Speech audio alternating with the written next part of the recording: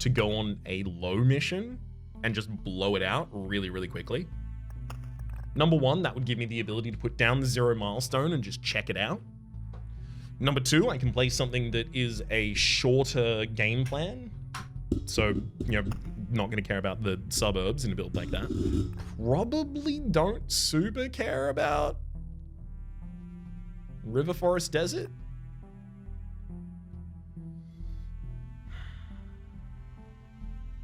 Do I? We started using the 4 presets for specific run types. Unfortunately, no. These are all just duplicates of a very, very old build for us.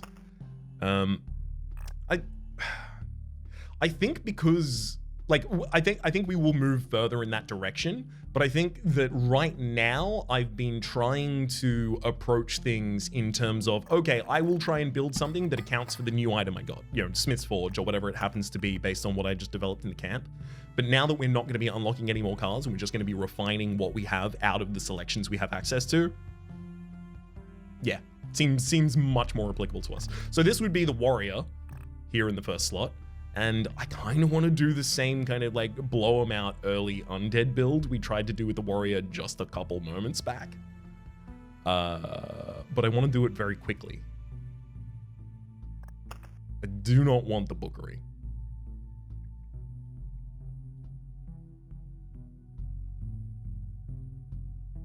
Is that what I'm going to do? Maze of Memories. This one's the worst one, unfortunately. Does nothing, takes up a lot of space. So this one is largely just for filling out the completion meter. I need to get both 0 Milestone and Maze of Memory ultimately into a run and placed in order to get credit for them. Yeah, I think I'm actually just going to go around a loop and kill Omicron really, really quickly with this. I wanted to go fast. Yeah, I do want to go fast, but that is mainly because I want to do multiple different runs here with each of these. So the next one would be this. Send him. So the 0 Milestone. What I want to do with this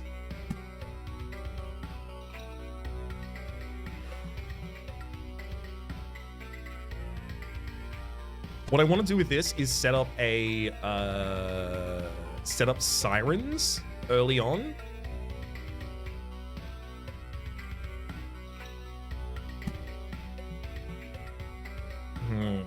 Sirens would never be on the inside of that.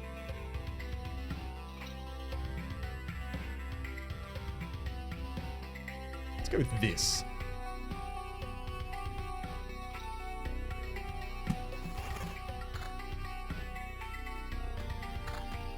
We're gonna put those. Go. So the 0 Milestone, yeah, it's just gonna make enemies weaker in the nearby area. It doesn't show me the impact that it's having here.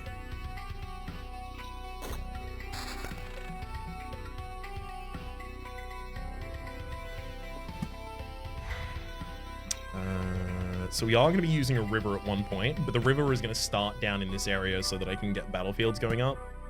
So it's going to be like the river goes like across that. So I want battlefield there, both of them become shipwrecks. So if that's what I'm aiming towards, then do I want to have the first thicket there or one space further over so I can put thickets on the other side? One space further over, I think. That's good.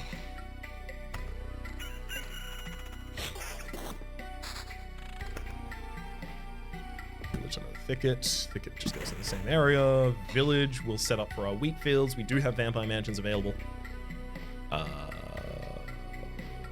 Did we want to experiment with bridges too? I don't think we need to experiment with bridges. As far as I'm aware, there's no more transformations that I can get according to the encyclopedia's spaces for them. Which means I can put a bridge down, but it doesn't do anything.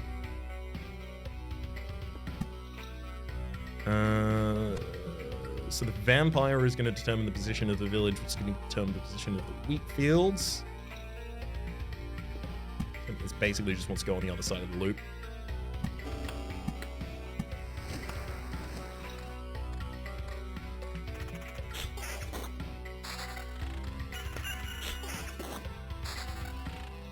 Incredible.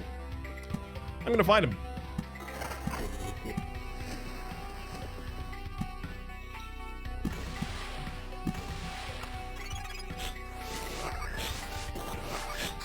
Yeah, we have so much extra damage against the undead that it doesn't matter. This is exactly how I wanted that to turn out. Beautiful. Over a Sloan, yes. Sloan, the next fight has 13 HP and 3.13 damage. They had 3.13 damage near the 0 mile. They have it here too. They might have had 12 health near the 0 mile, but if that's like the difference, wow, that's tiny.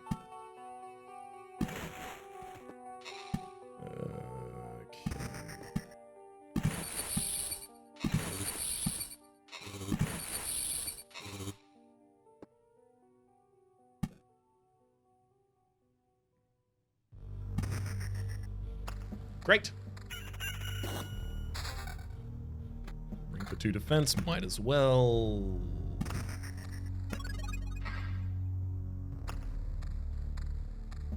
Difference probably scales more noticeably with loops, that is true. This has 25 HP. After that loop, I guess? This says 25 HP also in this loop. 25 still. Still. Okay. River goes across there. Do I want to put a vampire mansion giving us vampires in the fight with the battlefields? Probably not. Seems like a poor idea, that one, actually, maybe.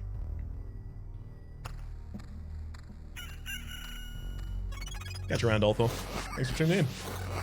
Oh, defensive attack speed. No, I'm gonna go for the bigger sword. I don't even want that 12% attack speed. Blade of Dawn, Dominant Mass, Card Sharp. 10% chance to keep the card after playing the tile. Doesn't work with golden cards. Yeah, I'm gonna do that first. Defense, attack speed, and evasion. Damage wall. That'll help break that tie. I didn't have bookeries in this run either, so I'm not going to be cycling past desert mansions. Oh, that means I do actually want to play the deserts. If I haven't got a bookery to refresh.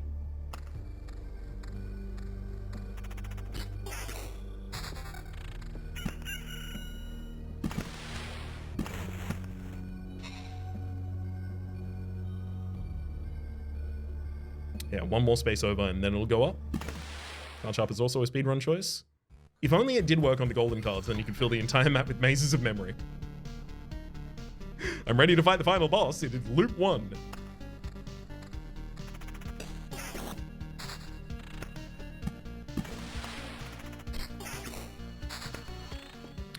We did it. Battlefield. Oh my god! Both of them! Get him! Oh, and the overlapping space is the 0 milestone, so they do not get their liquid friend, their blood clot.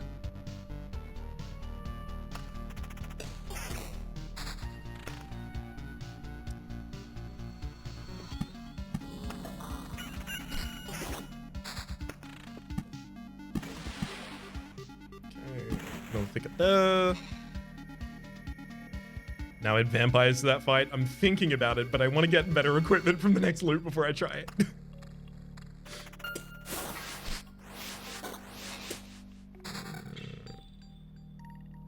Pure damage forward. No.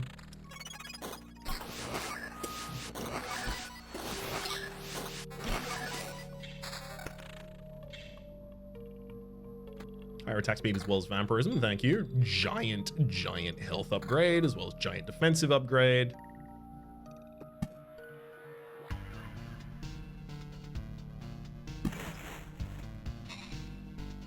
Evasion is a big thing you tend to want against Omicron, especially if you plan to take him in loop 5 or 6. Actually, speaking about planning around Omicron,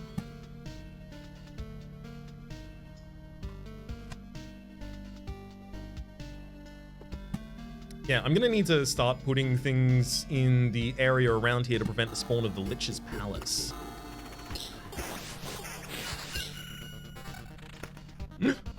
7% evasion, 7% vampirism, still worth. We'll take that upgrade.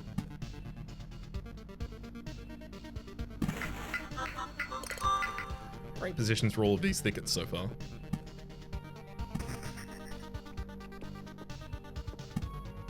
Next Vamp Mansion. Do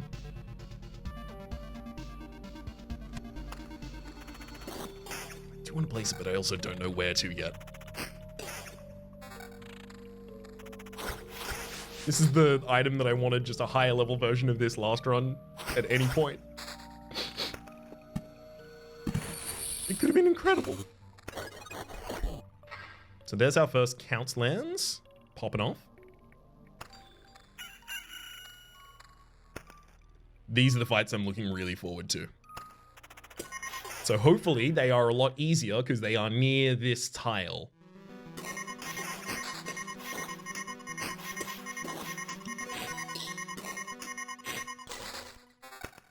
I gotta say, that did feel pretty easy.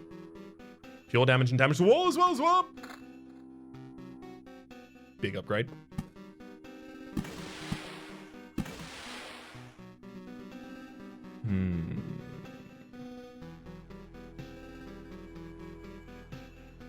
Another Vamp Mansion, no. That is true. They won't have all of the modifiers. The Sirens won't have all of the modifiers they would otherwise have, making them a lot easier to take in this position than they otherwise might have been. Yeah, they don't even redirect. They don't even get a bonus for having Slimies in the same fight.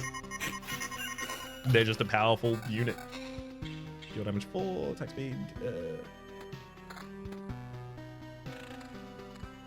Just happy to go with the default replacements at the moment.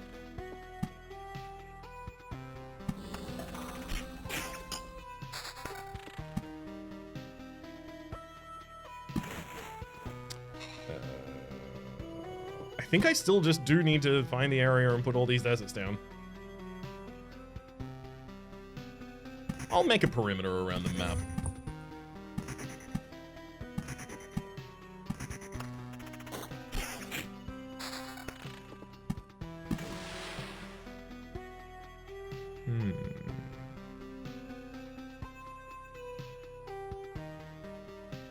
Oh, hilarious.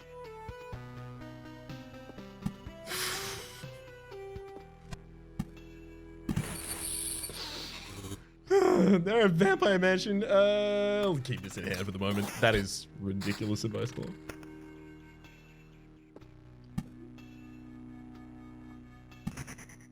Not that I would expect any less ridiculousness. Vampire mansion. Still no. This is random, but did you know you can change the color of your character while it's on the map? What? How? In what manner? Click? Right click. Neither of those did. Pure damage, defense, evasion, lose the vampirism, higher damage. Yeah, prefer that.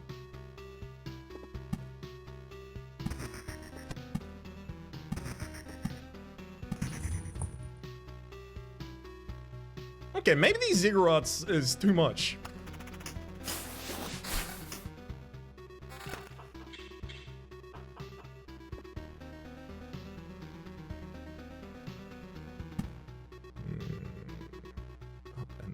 Great, this goes here. Oh, it's in the full settings?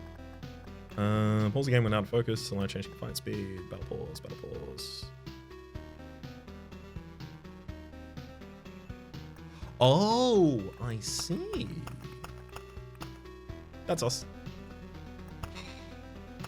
Oh, that is so not good. That's very poor visibility over the tiles on the actual field.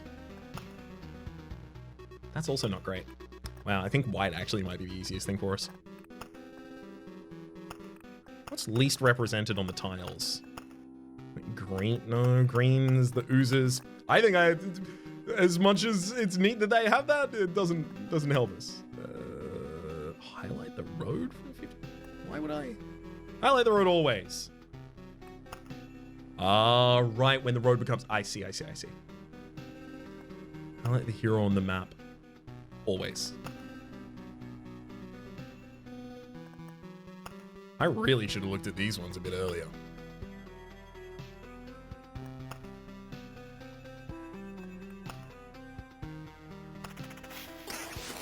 Because I have actually had a huge amount of problem finding where my character is. A very large amount of the time. Second Vilgi. I can also put a Vilgi like immediately before the boss. In order to... Actually, hang on, what are we leveling up to? Strong aftertaste, might as well take it. I can put the Vilgi here in order to try and prevent one of the Lich's Palasses.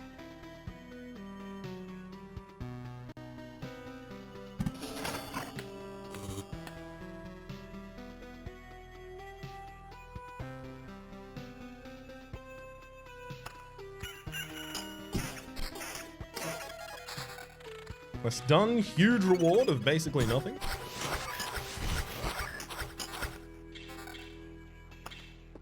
Not great items for us there either. Let's get the deserts down, as many of them as it'll give us.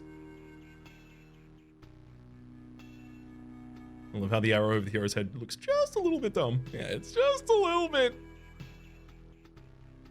bit off. Really appreciate the way you accentuate the proper syllables. It's I've had more calls to talk to new people of late, and it is a strange experience explaining to someone, oh yeah, the thing you picked up on my voice and the words I say being wrong, it's intentional, and I do it for fun to keep entertaining myself when I have to speak for a long period of time. It's a strange idea to try and introduce. Oh yes, no, I purposefully am not making sense. Sorry, I forgot that. Let me tune back into reality for a second. Reminds me of your glassy bit. That's exactly where it came from. That kind of stuff. Just doing it consistently was basically the course of my entire diction. Cemetery. Fight vampires in that cemetery? I think so. Vampires are very easy for me to kill. I'm also good at the vampires out here.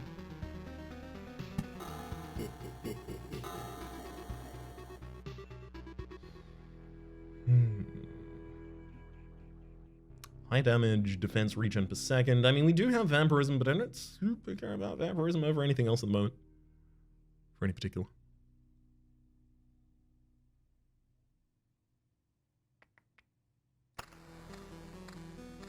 I love that bit. Jokes like that are what got me hooked on yourself when I was 14.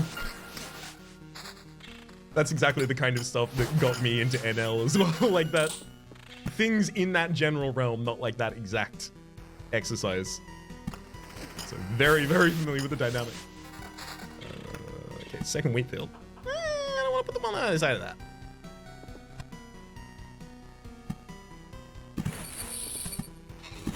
Way too many McKee. I think I'll just hold this wheat field for a wee bit.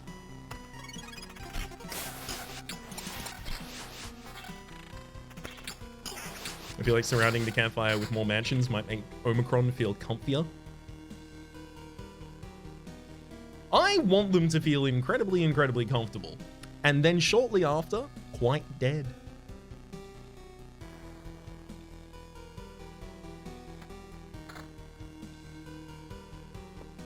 River continues. Another desert, same area. Another desert, same area.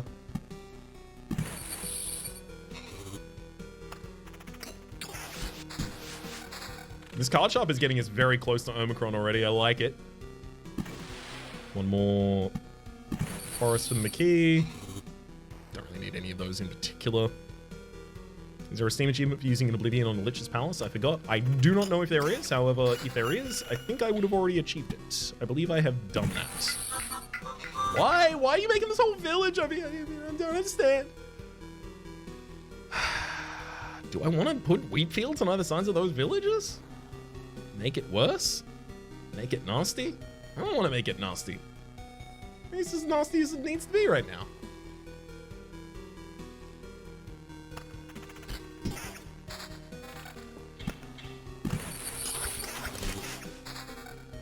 24%. So we're about halfway through putting down all of the McKay.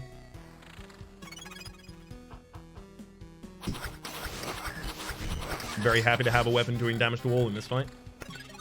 Vampirism, pure damage, attack, speed, defense. Yeah, this is way better. Huge pick up that vampirism for us.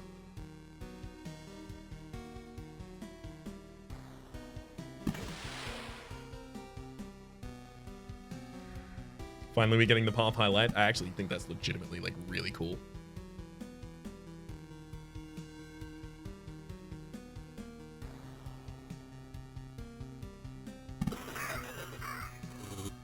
Those two are now blood paths, but it doesn't matter because the siren does not get a bonus effect for having slimy on the same area.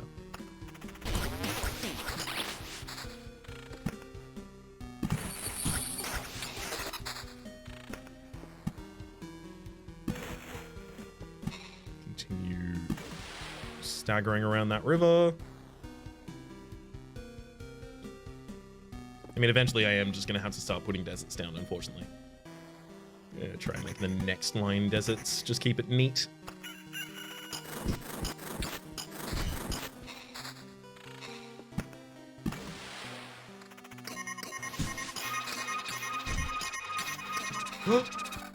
Good shield?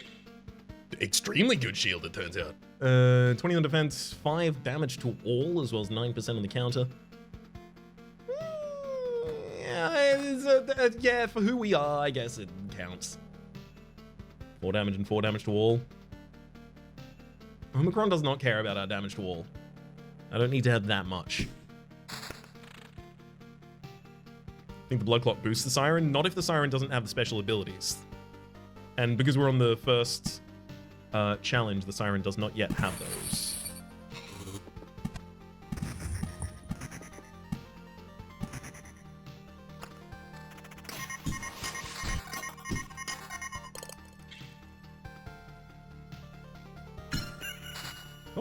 Level up. Dominant Mass. Blissful Ignorance. Very early to get this. Every counter. I guess I'm just going to go Dominant Mass again. I feel like there are correct and incorrect decisions within the hero traits a lot of the time. I wish that was not the case. Sure. The wheat field? No. Still didn't want it the first time. What makes you think I changed my mind? Speed higher, attack speed higher again. Stop giving me attack speed. It's the only thing I don't need.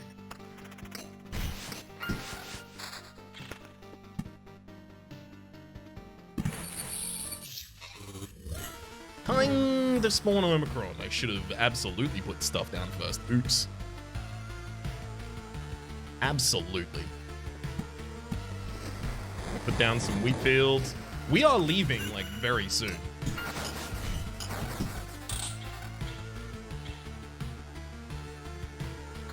Don't intend to be here much longer than it takes to murder this man.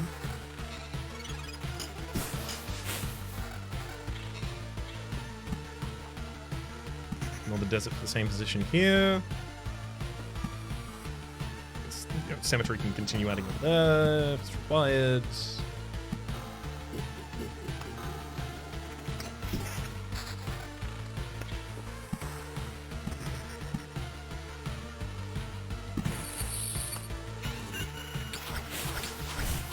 We'll be fine against Omicron, I'm pretty sure. Damage to all 4, counter and vampirism. Although I did want evasion, that's still, I think, far better for us. Just in terms of the outright statistics. And defense as well as the attack speed. No, don't care about those. Okay, so. I can use an Oblivion right now. I can just oblieve one of the Lich's Palaces, increasing the Lich's HP and damage by 5%. And you know what? That is the correct decision. Stay. How is it possible? Shut up. You have a score to settle.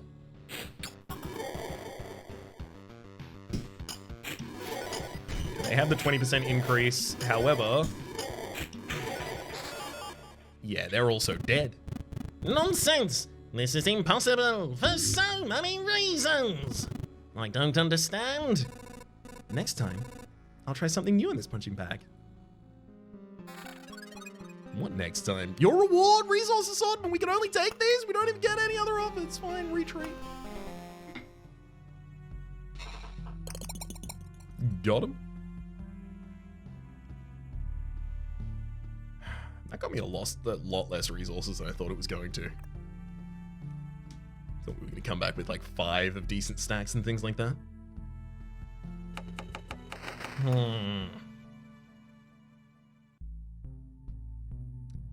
Guess we did get the resource chest to the absolute least. I think then what we want to do is design our next run around going to the next boss that does still have unlockable perks. Because ultimately, I do want to unlock every one of these. Hunter's Mark. After killing an enemy, your next attack will deal 2 extra loot damage. No. Lightning Fast. Don't care about that as much. Bottomless Bottle. That's good for one person. Gift of Blood. Probably not either. I almost want to go with the Rogue here. Maybe on the second run now. If we really want X, Y, and Z, we can alchemize for them. That is true. It's more I want to bring back a lot. But the Rogue also... The Rogue won't want Maze of Memories. The Rogue will want Arsenal.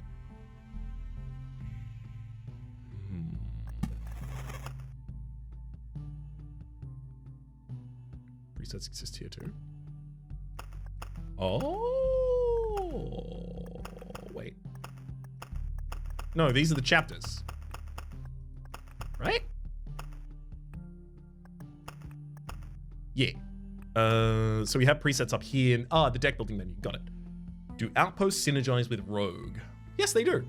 So the outpost takes all yellow and orange items dropped in battle as reward. However, the Rogue gets trophies, so the Rogue doesn't care. I mean, we can build a Rogue run, and a Rogue run has some cool stuff it can do. It will resurrect once with 15% HP and starts with gear suitable for the class.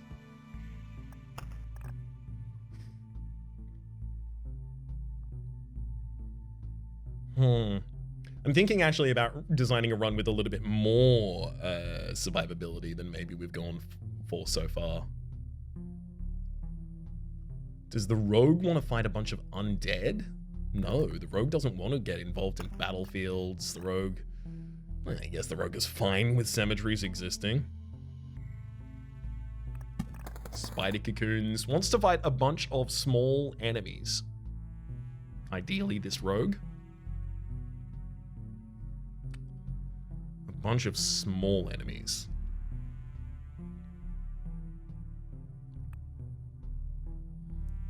Huh.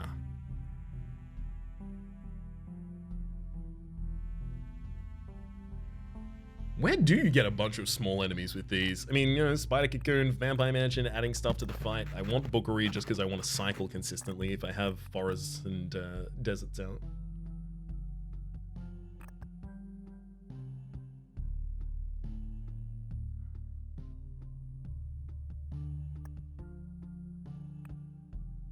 We can bring a suburbs back out on the run, especially due to having the Bookery. So the outpost would be sitting in kind of like a nested position. Lower every creature's HP by percentage, I think is good. I don't know if, well, if I don't have to increase the Rogue's attack speed using like items, I can do so much more for the Rogue. Grove, Seamit, Cocoon are all sources of masses of enemies. Grove, Cemetery, and Cocoon. So the Grove would re-include the ability to pick up the Blood Grove.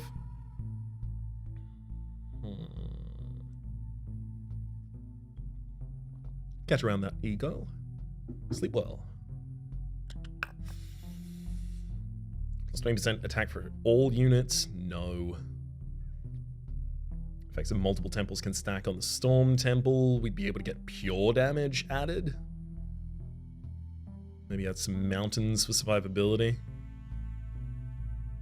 I don't want to put too many landscape tiles in. Like, having, like, that many of them is just going to clog up my hand consistently.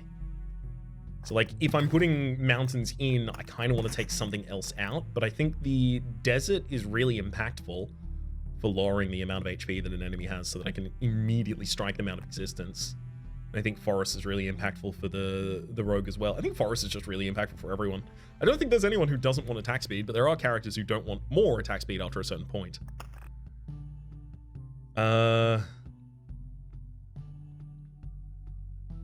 So something I can save here by taking a package out. We can take out Vampire Mansion and Village.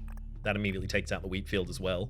You get 3 cards out of the deck, and then the Outpost still has the ability to be in the best position for adjacencies. Same with the Bloodgrove. If we had Vampire Mansion, Bloodgrove, and Outpost all competing for adjacencies, it'd be just a bit much. There's no vampires here, so we can get the Time Watchers back out into the battle, which I do like. Time Watcher Mages with the Bookery as well.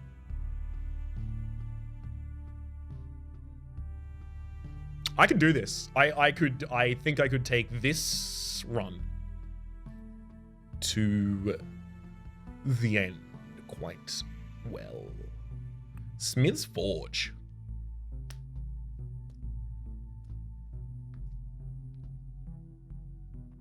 Is this uniquely good? Or just there? Just there, I think, because I'm going to want to stack Evasion. My attack speed's going to take care of itself. Okay. Now we have to contest with the fact that this run doesn't actually have that much in undead anymore. It's literally just got the skeletons from the cemetery. So... Oh, and this is the first deck that we modified again. Oh, why did I do that? Oops. I don't think we're going to do any alchemy just yet. I mean, I don't know what I would even accomplish with it. The upgrade of the diner requires 10 more orbs of expansion, 2 more orbs of nature, 13. I just don't think I can... Like, I would have to use all of my books of memories, basically. Speaking of, though, books of memories, we're in between a run. And I said I was going to do a thing with the book of memory every time we were in between a run.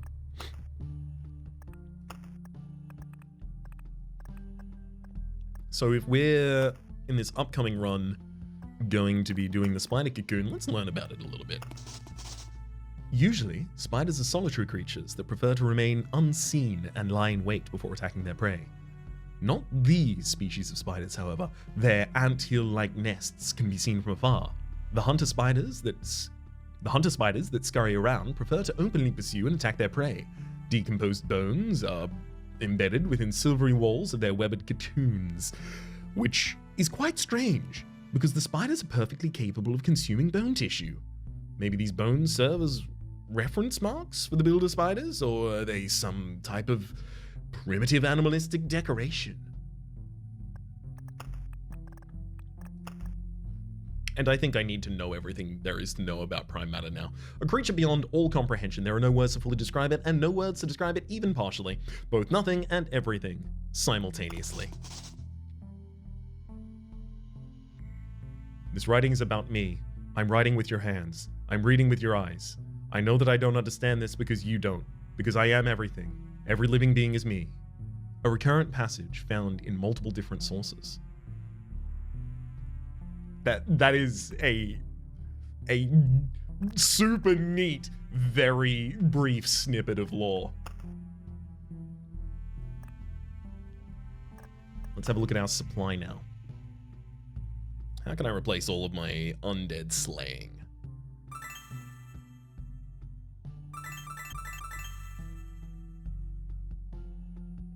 Plus 1% to the hero's max HP, but negative 2% to the healing from the campfire. Stack limit of 10%. Why would I ever take that? Extra regen if you already have it. Probably not going to get it.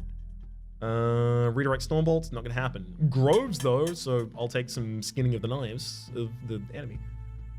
Old painting, I mean, I guess that possibly gets loops back in. Roadlander or beacon, did I do that? Or a beacon. Does temporal beacon count as a beacon for beacon? I mean, other than that, it's just these old paintings. I mean, there's also all the extra damage to vampires.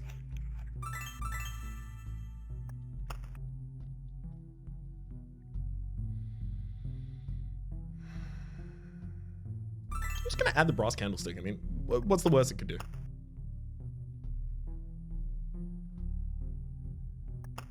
Looks good to me.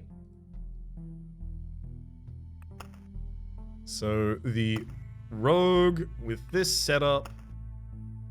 Ah, no, that's 0 milestone. I was going arsenal. We can do Maze of Memories later.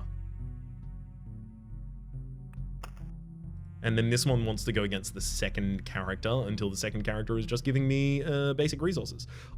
If ultimately there will never be another point going back to the early chapters after we do these loops, I would love to get that completely covered. Guaranteed. After having all of their unique possible pickups. Trade deck. Is there anything that this character is going to want specifically access to? 5% chance for a chest to be spawned on top of a killed enemy. Doesn't matter for us. The possibility of getting a whole sphere instead of a chunk. No. No, I think I want the base rogue ones again. It'd really be nice if these were more general, but also like Bottomless Bottle, they were specifically synergistic with some things that the base characters can do. That would be nice. That's the area I want that to be. All right, send them.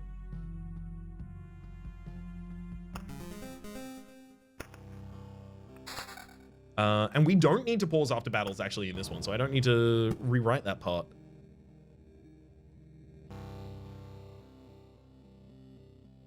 Oof.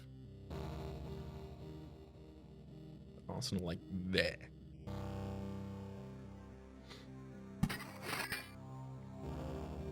Seems like there's so many other positions for that.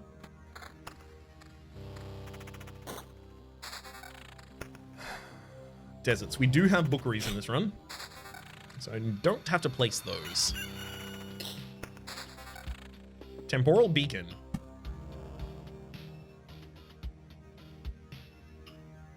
That being in this position adds watchers to many fights. And I will not be able to kill the watchers for a while. Suburbs. I also have river, so the river is gonna go but wait, hang on. But no wait. But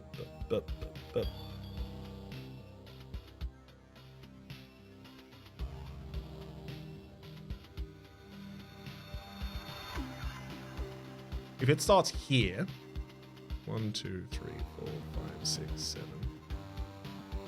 And then under it, we have the space for multiple different towns. Yeah, I like that. So the river starts here. 1, 2, 3, 4, 5. 5. So if the river is starting there, then our first suburb goes here. Finally actually planning that ahead, and oh my god, that's gonna be transformative. It's gonna be extra experience, snowball.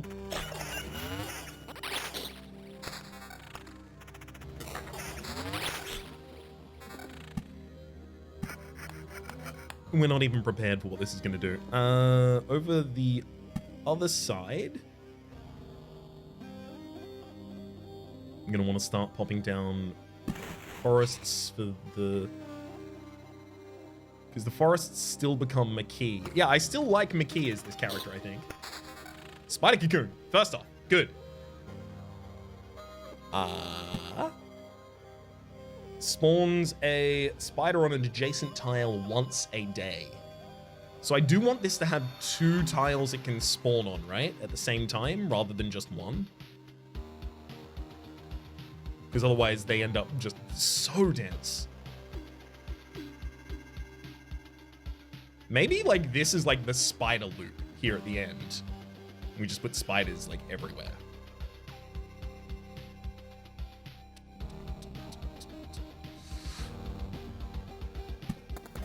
I'm gonna give that a go.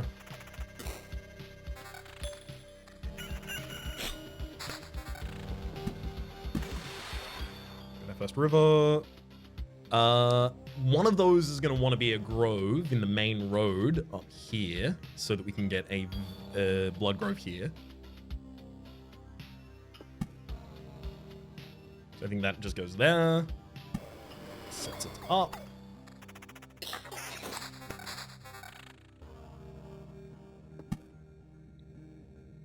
An outpost to cover the camp.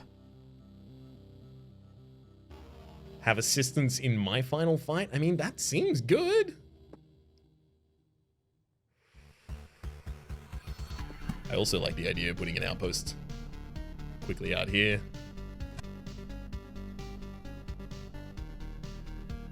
How many groves versus spiders am I ultimately going to want to fight? Like, am I filling the rest of the area up here too with groves?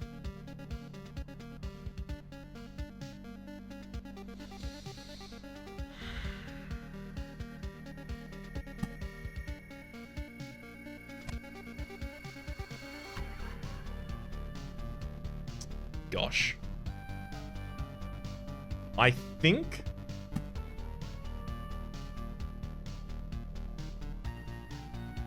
I will go with the early outpost over on this side. No, I have so many little notch loops like this. No, I'm putting an outpost out here. Do you have a favorite class, Raps? I don't think I do, actually. I've considered it a fair few times, and I've been asked a fair few times as well, but it's just, every time I think about it, immediately I'm just like, oh, warrior. Oh, what about the rogue, actually? Oh, necromancer, though. But what about that warrior? And it just keeps cycling in my head.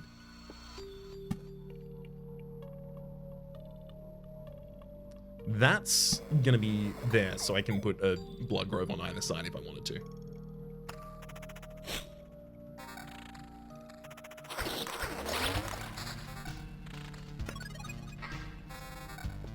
Beautiful. I think it should start out on this area. Well, actually, this one goes here first. Because it's going to get the double loop around. Boy. I mean, again, I'm just going to upgrade to the best weapons. I say again, I'm going to do it for the first time now. Boots with the evasion bonus. And the spurs.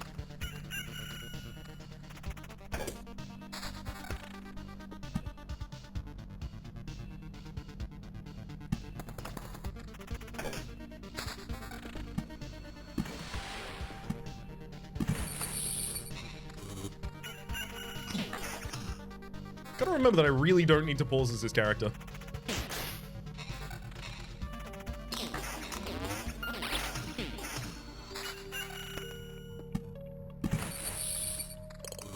Shows well designed if they are seem equally as fun.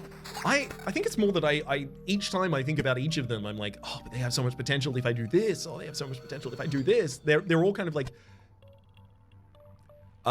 equally broad. Save Necromancer, which is like... Necromancer has a strangeness to it, which is... The Necromancer's gearing is weird. It's a problem. Necromancer is cool, but so sad to watch. Just an endless procession of getting gear melted down for want of plus skeletons. Exactly. It's exactly that. Like, they have possibly like the most unique and interesting mechanical set. However... it also makes their everything much more specific than you might want it to be. Get a class. What kind of class would you add? Oh. Give me a moment to think on that, actually. What kind of like common archetypes are there usually? 50% chance to steal a resource shard from an enemy when countering. Suddenly build a counter deck just for that. I'm gonna take the second thoughts and actually get something that's not awful. Fighting against 3 or more enemies gets you a trophy! Yes! That'll work for me. I fight that many enemies. Consistently.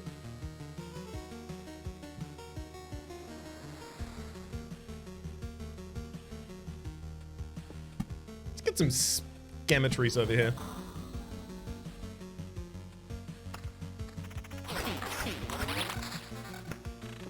Another scametry. All well within range.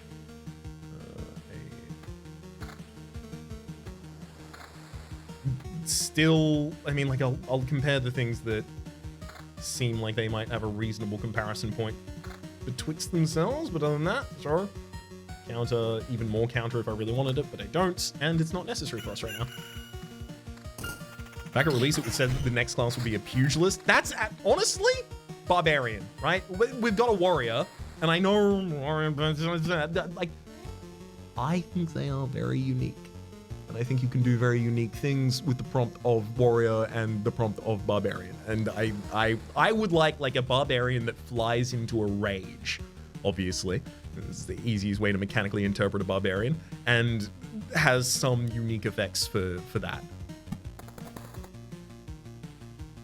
A magic user. You know what, Wise Man? I think you solved it. I want a magical barbarian. I want like you know there's a monk with like astral body. I always had this idea that I'd use like a monk with astral body in D&D, or astral self, astral projection. I can't remember exactly what it is. But I would use that in order to effectively manifest like a mech suit, right? Yeah. Do that here. Like, it's not actually mechanical, but it's magical, but it's barbarian, and it's kind of like, you know, tear off the plate so you can get more aggressive. I like that. I like it. It's got good trade-offs. Spubs!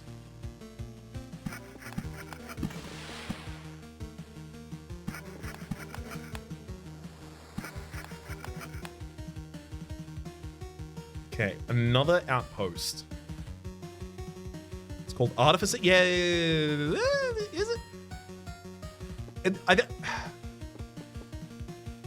I'm certain that like it's called Astral something, and it's like a subclass of monk.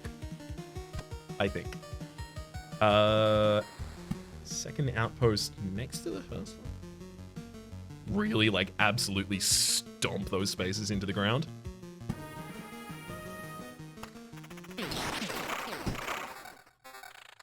I think that's what we want. I think so, and I know so.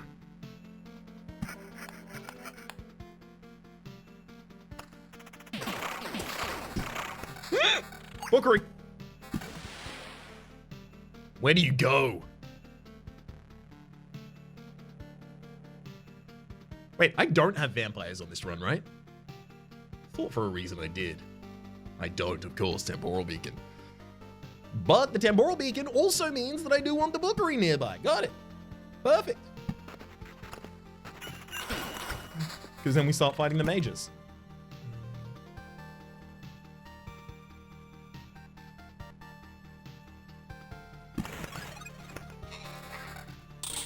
Okay, so these are just very big equipment. 18% on the evasion, I mean, it's still worth it. Just big damage. This is enough damage that I think it also just replaces the other. It absolutely replaces that regardless of what it is. All right, Bookery, time to finally re-roll these. Hello? Old Scars! Hero gets +1 max HP for each trophy he gets since this trait is taken. We've finally got it. There's a primal path for barbarians called Path of the Wild Soul that lets you use a wild magic surge every time you enter a rage. It's so much fun. D6 for a random magic effect. My character right now is called Rocky. Rocky is a Path of the Wild Soul barbarian, and specifically is so because they were imbued with the force of the Wand of Wonder as they snapped it in a different universe. That was all finally revealed in the campaign I've been playing for the longest period of time recently, and it was such a moment. Oh, just the table going, what? Huh?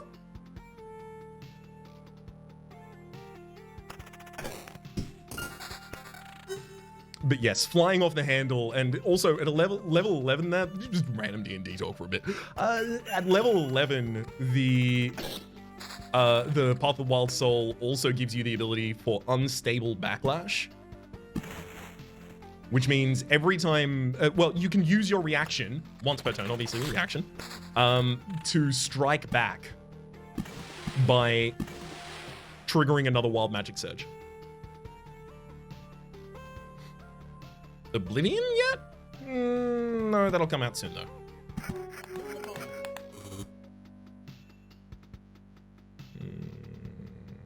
Yeah, I don't need to do anything with that yet.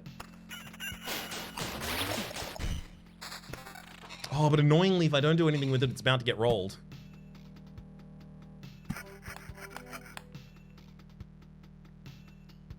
Oh boy. I guess I'm fine with it getting rolled. Oh, it didn't! Joyful day.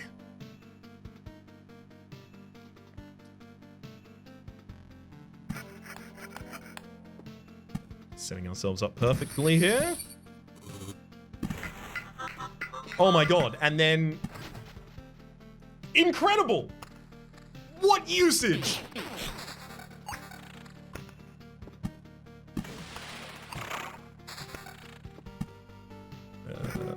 That immediately turns another into a suburb. We get these levels up fast and furious now.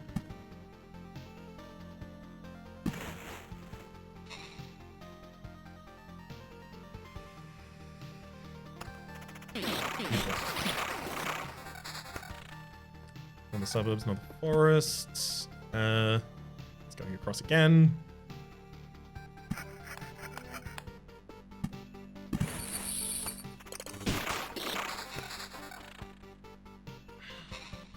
I'm struggling about where to put these groves.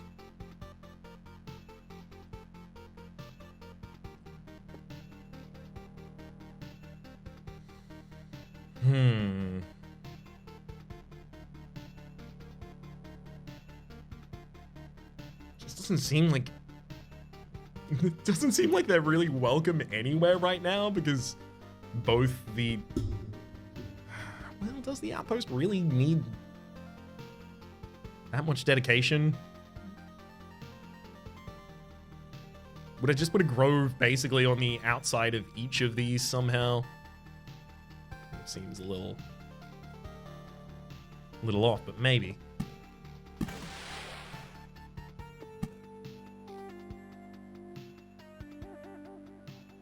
think I do want a grove right there.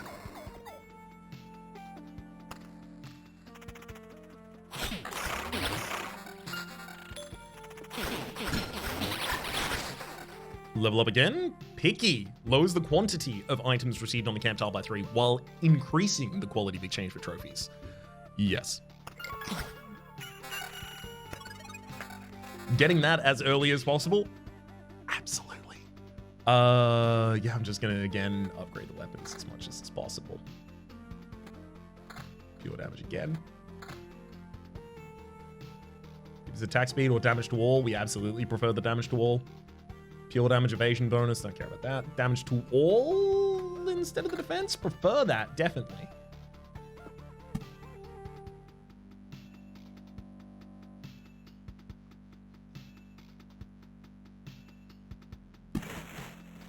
My current character is a Githyanki fighter whose shtick is that he's immortal with insanity mechanics, and I spent a really long time building so they could categorically not be advantageous to myself because I've spent too long as a DM to do that to mine. That is very, very generous of you, especially with the idea and build for that character to go, yep, I recognize that there is a part of this that I care most about in terms of its storytelling. I actually have another campaign I'm doing at the moment. I actually have a very similar character to like that in Curse of Strahd. In Curse of Strahd, there is a shield, a shield golem and an amulet of control for the shield golem that exists in the world. I'm not going to tell you where, don't want to spoil it. But the shield golem itself, shield guardian rather, is CR7. And if you have the control amulet, you just have full control of it.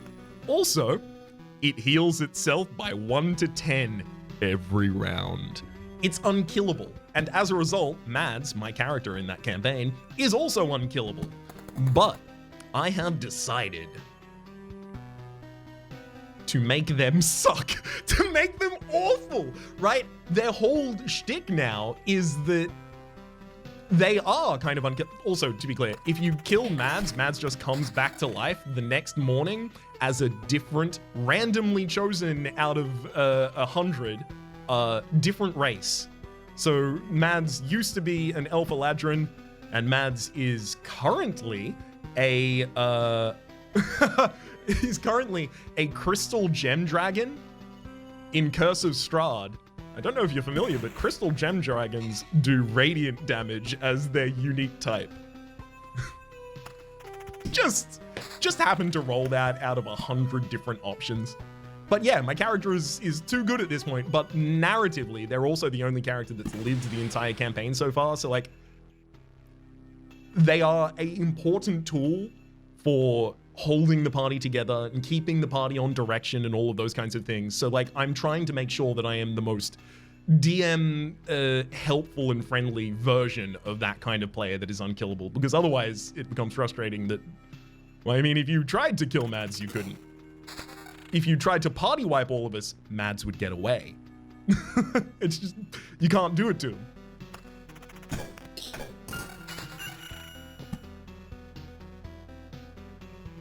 That's such a ridiculous position for this temporal beacon. What a great...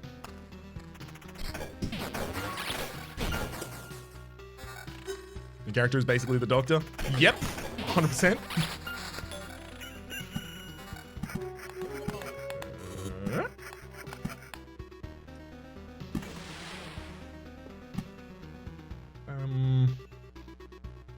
Yeah, I guess I don't really need to spread out the sand dunes as much as I currently am.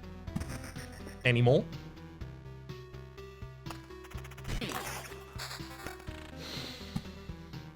Oblivion's back.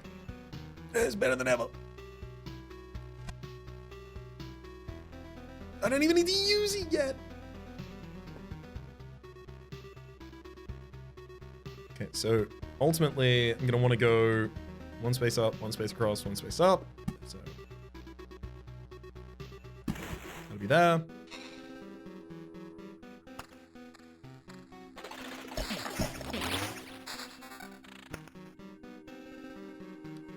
Two more rivers immediately are huge.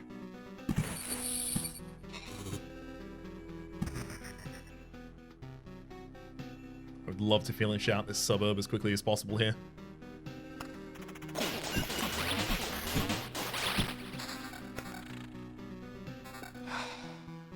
I don't think the temporal beacons like stack with one another, so I don't understand. Like, I guess I can put one here. Actually, that kind of looks really cool. That covers some really good spaces even. Oh, baby, actually, I'm more behind it now. That's a great idea.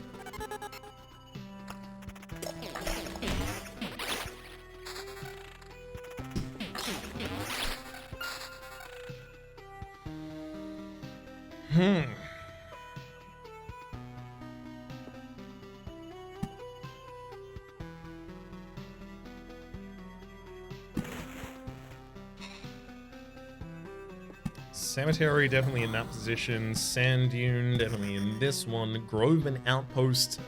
Well, I don't know, maybe.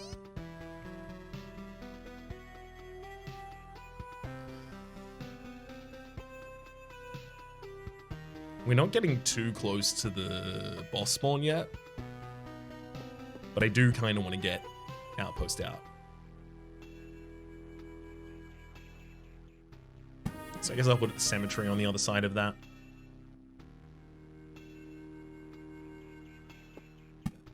Maybe even pop a grove here. Sure. Give myself the ability to also put a hungry grove in this position, affecting those. And then even one up to the top if I want to just affect the cozy camp. One of my favorite moments so far is when my DM gave another player a gun. My character immediately offered to take the gun and point blank and test it. The character's narratively did not know he was immortal and did not hesitate, and that's how he ended up with a hole through his head for 10 minutes into session 2. It's remarkable how... Overlord. When Mads... Sorry, it's cool story. It is a cool story. When Mads did when Mads became, like, when I die, I come back as a different race. When that happened, no one knew what the ability did. Not me, not anyone else at the table. Only the DM knew. It was just like a dark offering that I had taken advantage of. So the DM asked me, hey, do you want to activate your ability? And I said yes. And then they said, excellent, Mads explodes. And then Mads just generally reformed out of the viscera that was all over the walls into a completely different character. Well, completely different. race, same character, basically.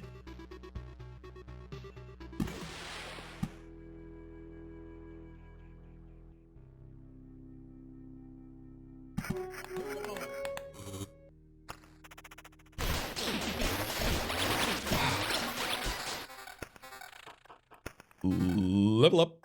3 HP for every kill. Also, after losing 20% of his max HP in a battle, hero will evade all attacks for 2 seconds. I also think that is particularly good. But I do want to get some more healing on kill because I am feeling a little killable at the moment, and I would like to be more than that.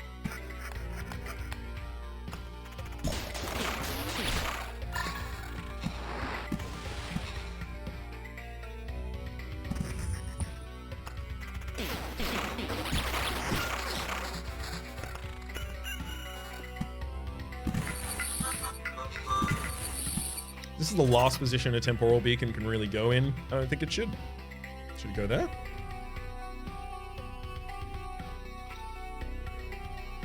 Actually, that one is kind of fine. I'll do that too.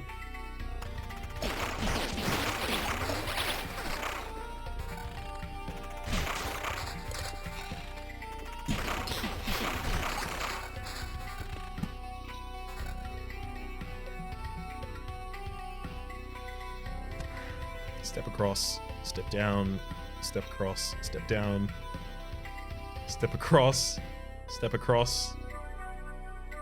Do I really want to make a river crossing like that? How do I even get the river out after that? I don't think I can. It'd just get to that point and then have to stop.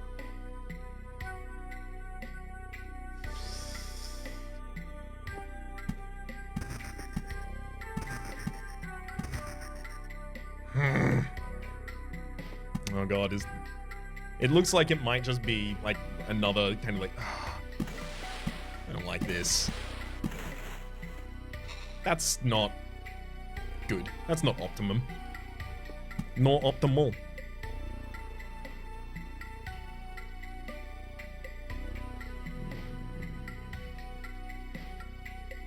Let's get this blood grove first.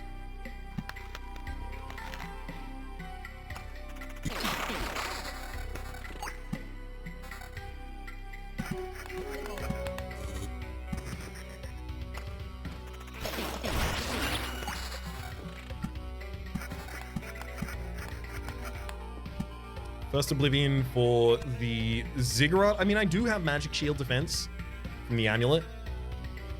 So it's either the Ziggurat or the village.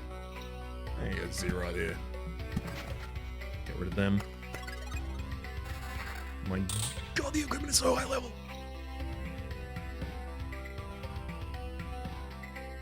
A weapon on 8 with some counter. Obviously that'll go over the ritual sword. An amulet with damage to all and counter, as well as some more magic shield. I mean, I'm kind of getting really stacked on counter right now. The boots have counter, as well as evasion bonus and damage to all. This armor has counter as well. Actually, are we a counter build? Is that even a build?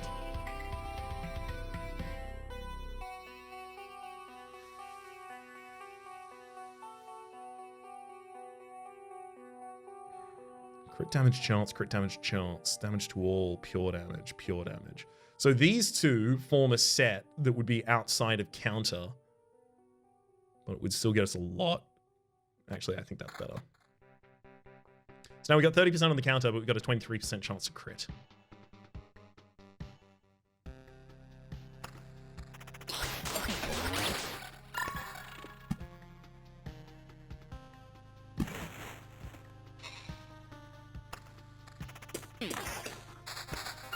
Beauty. Do I need more Spider Cocoons at this point?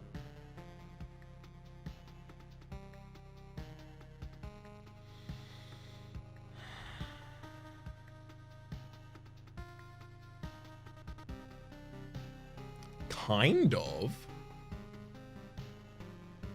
I want all of my fights to have 3 or more characters in them. It'd be very handy if they did. I've not beaten everything yet, unfortunately, no. I'm on my way. We're grinding up the resources and crossing our T's and dotting our I's.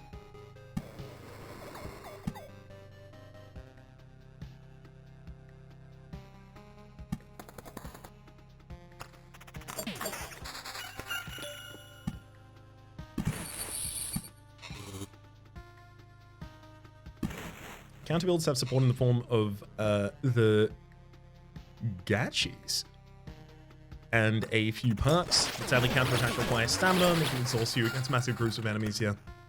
Makes sense that they have an unfortunate downside like that. Temporal beacon, just don't care about those.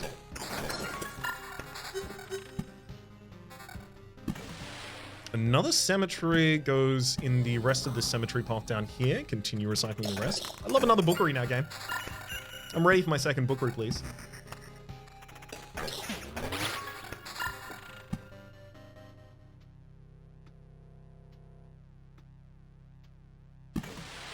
Oh, we leveled up as well. Oops. Master of Fencing, 10% chance to simultaneously attack 2 targets. With the amount of targets that we have on the field and the fact that the other 2 are supplies and blissful ignorance, we will take this.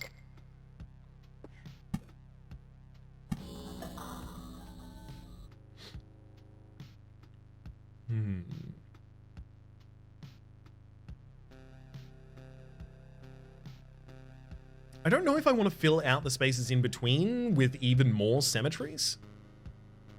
It's possible. Hello to the books. Welcome back. We're going to have to snake this along the top side and then... Oh my god. Yeah, the river is going to do almost nothing for us for a really long period of time, unfortunately.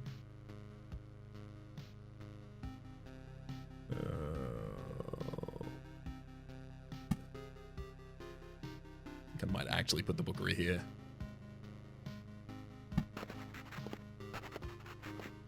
I've attempted Act 4, so I know that it's got all of the bosses in order, but I did not proceed deeply into that act.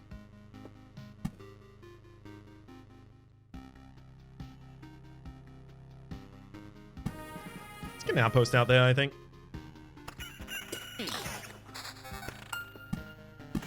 I'm glad I'm getting so much river, but like, it really feels deeply inefficient. Another Spider Cocoon. So we're starting these over here to try and make more spider important spaces. Another outpost in this position. I mean, that can go immediately there if I wanted it to, and it does. Because I do want it to.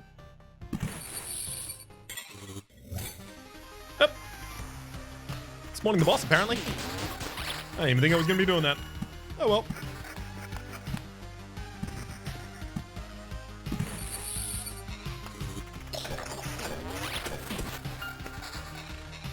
I think we'll be fine. Can't imagine there being an issue. You could bring the river along the road! Yes! So you could at least put thickets up top. Yes, yes, yes. That's actually a really good idea. I like that. Let's do it.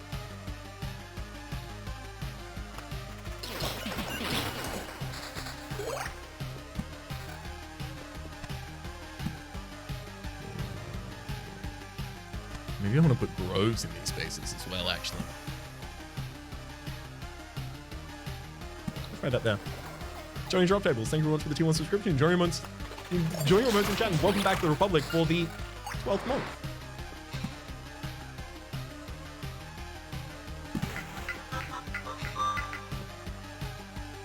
It's another village question mark.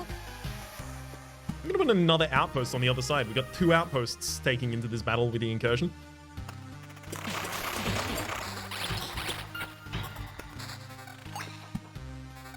Some more thickets in the positions where they are getting bolstered.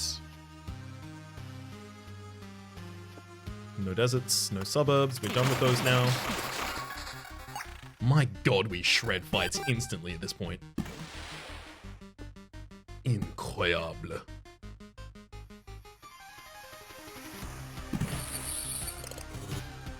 Desert Grove. Could I put down another grove? Possibly. Do I want to put down another grove? I guess.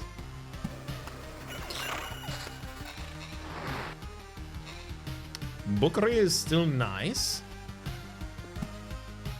I'll do it in the exact same position as this one. Or split them up. I'll split them up a little, actually. They can cause problems for me, literally just in microing my changes.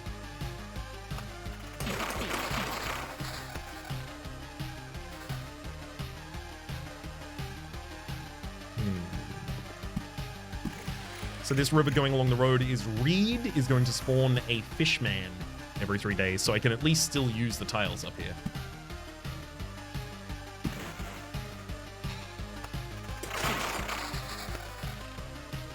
I love that it's just given me exactly the full load of all the stuff I don't need here.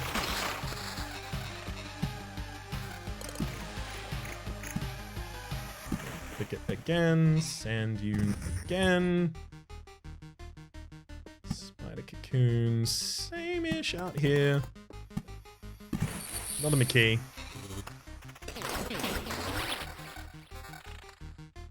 Time to fight the boss. Hello. Could you please stop? I refuse, obviously. To arms! Yes. There's the angel summon. We've got the 2 guards here. Apparently my outposts are not assisting me at all, though. Thankfully, it did not matter even slightly. And a failure again. Till we meet again, Zealot. Oh, and we have all of the boss unlocks we can get from that, so we're just getting the defaults there. Let's stay. Katars with pure damage and critical chance. Critical damage chance and critical damage. Katars are going to be exactly the weapon we want. Crit damage chance on the armor. I want more crit damage, more than anything else right now. So counter crit damage chance and crit damage. Crit damage chance and crit damage.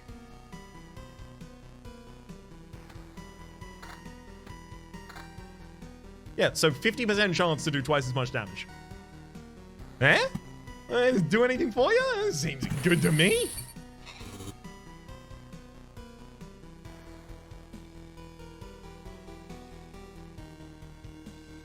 I think that's great. I'd like to get more crit damage on an amulet in the next round.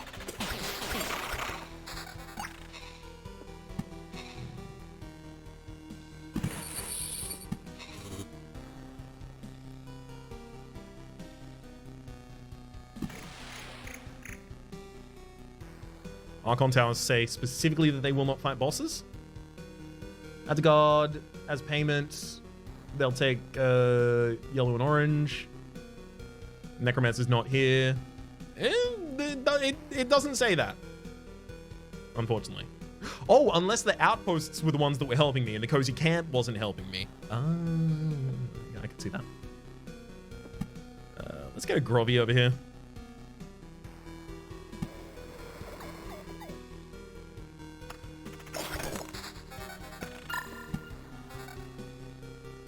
So if I loop back up over... How many spaces do I have to get away? Literally none? I'll hold the river for just a second here. Oh my god. Never mind.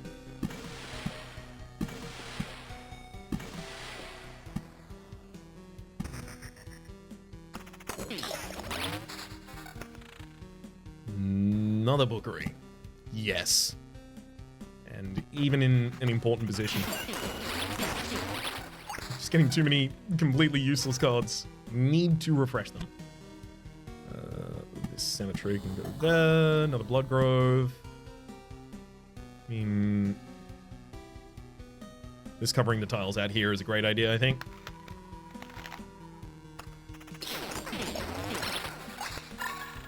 Time to level up. Lethal weakness for every 10% of max HP. For every missing 10% of max HP, rather, the hero has a 0.5% chance to attack for 1000% damage. It's smokescreen. It's smokescreen through and through. I don't think it was ever going to be anything else there. Spider Cocoon. Weak enemies, but a lot of them. Yeah, I've got to be happy with that. Another Oblivion, that's going to take out the shrimp over there. Another cemetery to help fill other areas again. I'll do that immediately next to this outpost.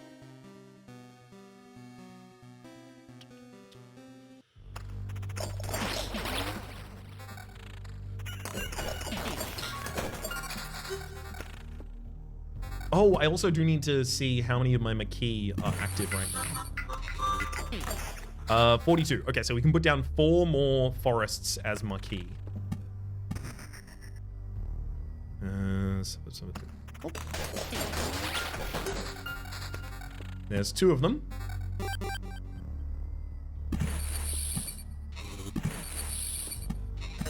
One more sand desert over in the same area. I honestly didn't think this run was going to become as good as it has been. I guess I just didn't believe as much as the run did in itself.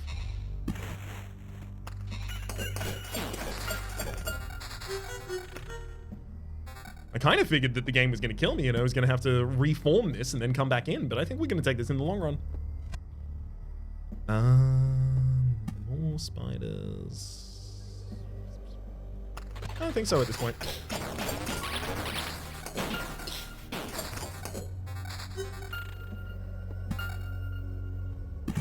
It's our final 2 Maquis.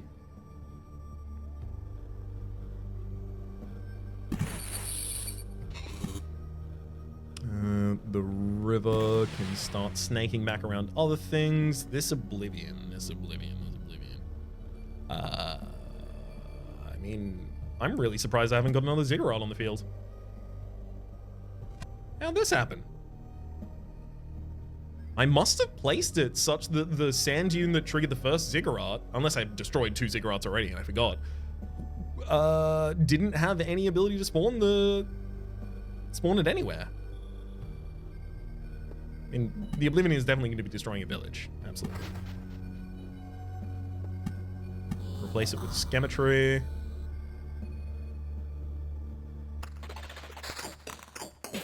Two more outposts. Do we take those? They're not going to help us with multiple battles, but they will help us with one. Maybe that's good enough. Maybe there are just a bunch of battles I need help with.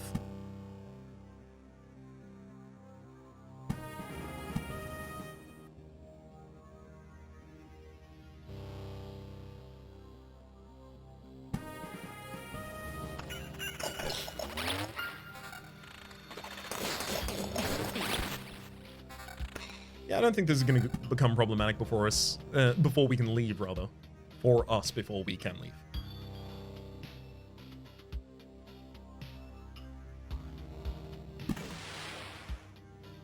Desert, another grove. Don't care about those anymore. Forests. No, we've got our maximum Maquis effects. It's just thickets from now on.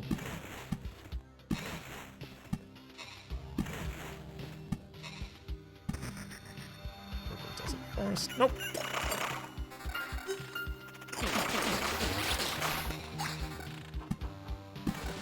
River rolls around this side. We'll have that loop around another thicket in that position. Another outpost for more support on this fight. Eventually they're all just gonna have outposts.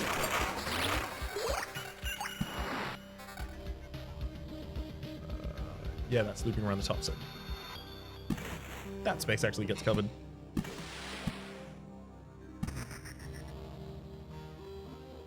The map is seriously starting to look pretty.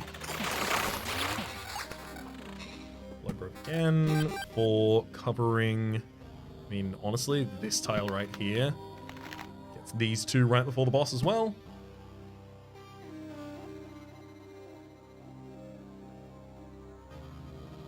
There, then down, then all the way back up. I think that's what I'm going to ultimately do.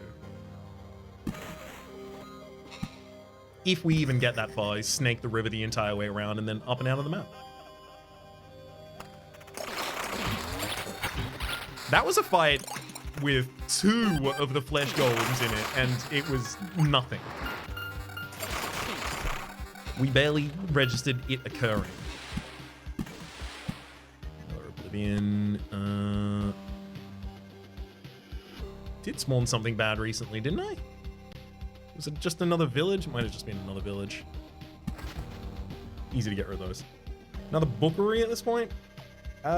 Yeah, bookeries are still really important. So basically any adjacencies they can have, we want them to have.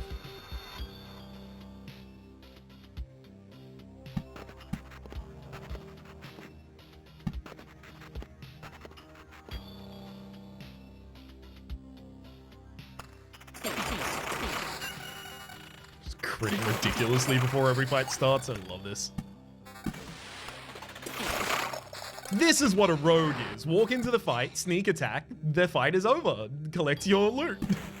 That's what rogues is.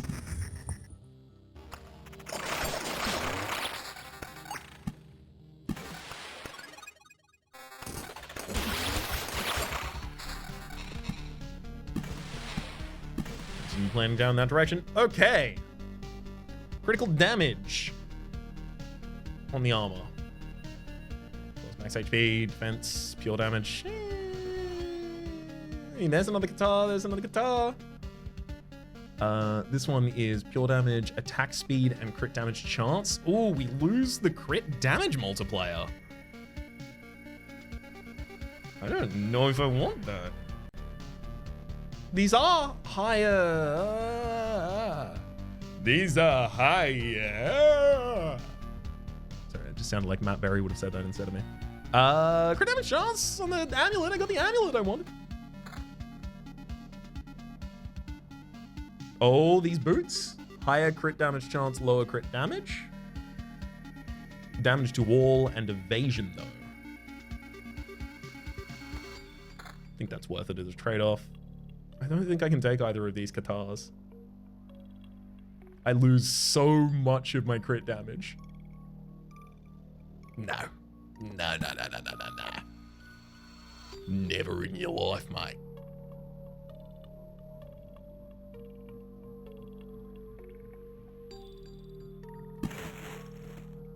Okay. Keep trudging on.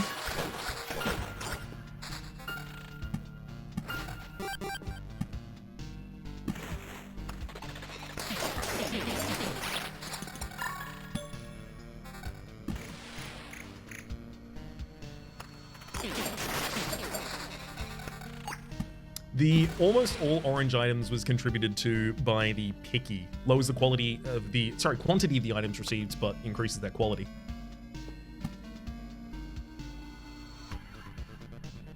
Very useful thing that there.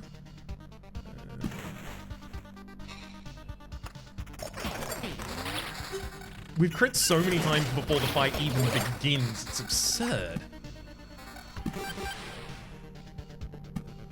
Another post out. There you go, help us with the village.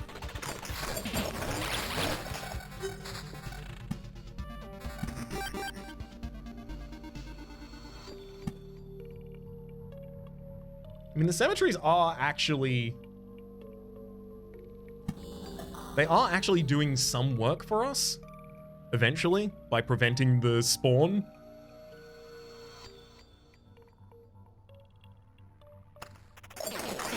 I don't know if we're going to be filling the entire path, though, so I don't know if that's actually like a cogent argument.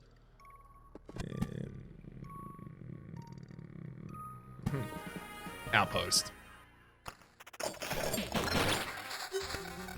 Another level up gives us Fuss. Hero receives 7% less damage from every enemy starting after the second enemy. Insane. Absurd. Ridiculous. We're going to take no damage ever.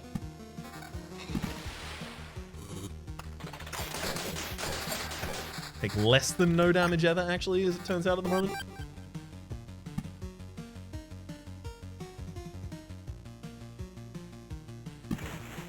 So the only unfortunate thing about having so many good runs today, doesn't cut up into that many episodes.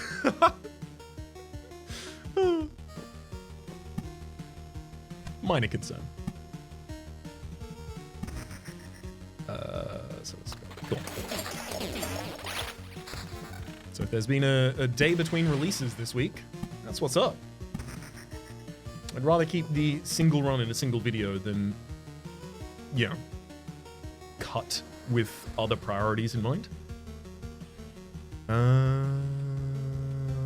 Outpost. No need for another Blood Grove at this point, I think.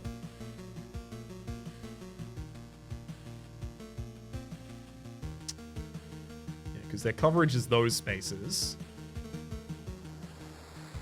I guess.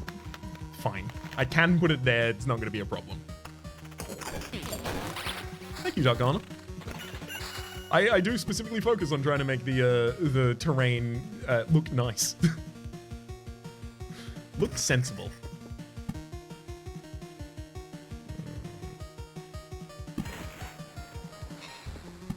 Another Blood Grove. I mean, might as well put one out there then.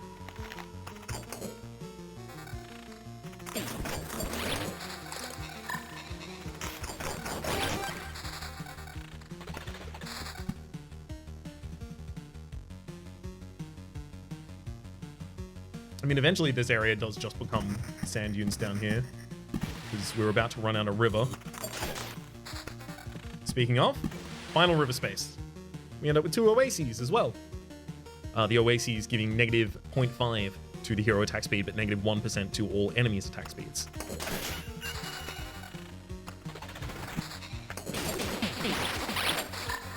I'm not sure if the game is just describing my last couple of runs, but it does say cheese on the board at the moment.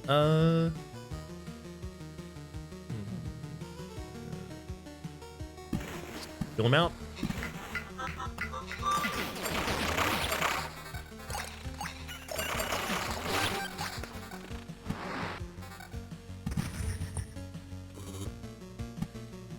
Another Blood Grove, same position, just covers literally one more battle. Not big, but it doesn't need to be.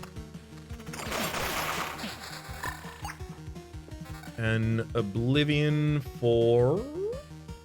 Oh, yes, the Ziggurat that just spawned.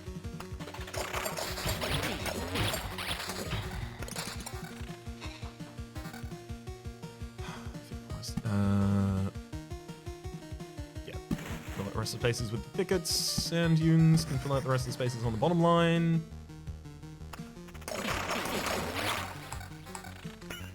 We've maxed out our books of memory as well as our stable wood, I guess because we're going through so many of the groves, so we'll be picking those up along the way. Alongside that, Orbs of Expansion. We've got a lot more Orbs of Expansion than I thought it was going to get, and we've got a lot of Orbs of Evolution as well.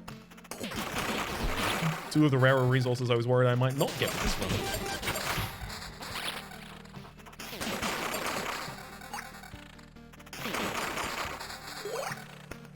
Now, we do revive once each run with 15% HP because of the cemetery upgrades that we have access to. So I think I might still run until we die. Kill me.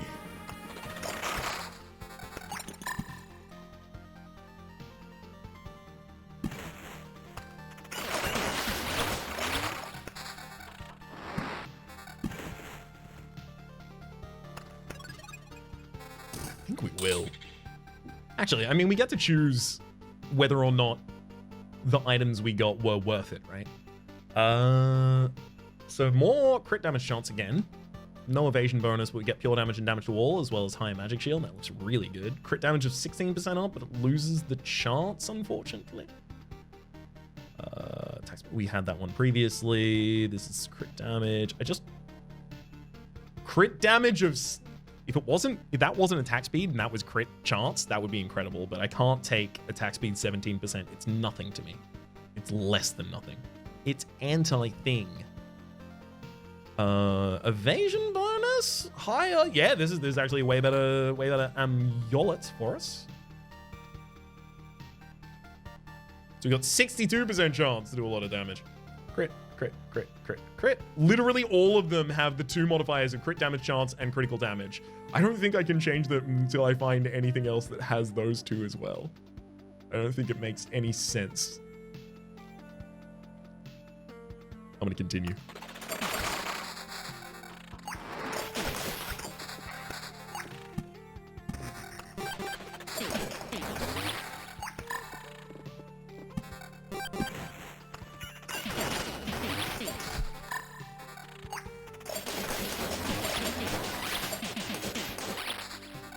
That last one got a little problematic for us for a second there, I'll say. I'm still looking to take out Vlaggies when I get them.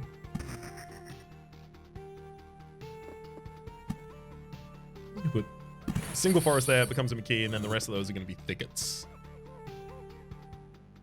I'm starting to run out of bookeries as well, so I guess I do want to put more bookeries down, but also don't want to put more bookeries down.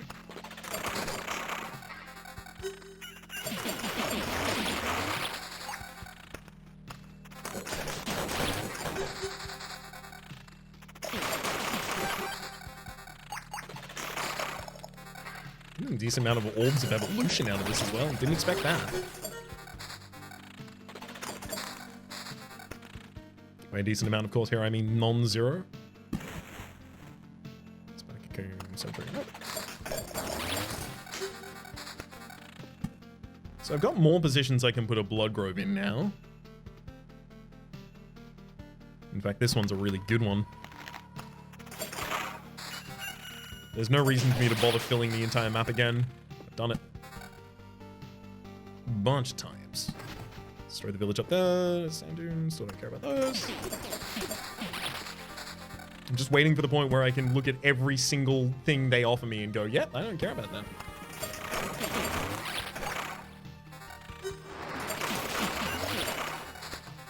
You know that thing that they use as like a visual shorthand in film, I guess media in general, visual media in general, of the samurai was so quick that you didn't even see the sword come out of the sheath, you didn't even see it go back in, but you are dead. That kind of thing. That's basically how it feels when our character, when the rogue just walks into a fight and instantly crits everyone to death before even playing an animation.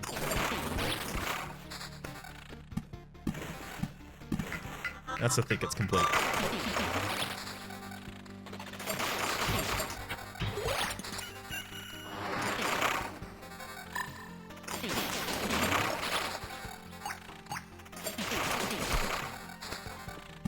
I'm losing a little bit of magic shield every fight.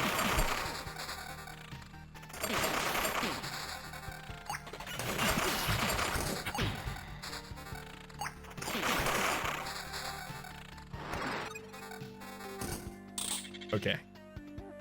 Counter? No. No. No. No. No. No. No. No. Oh my god, they won't give me something that has crit damage chance as well as crit damage on it.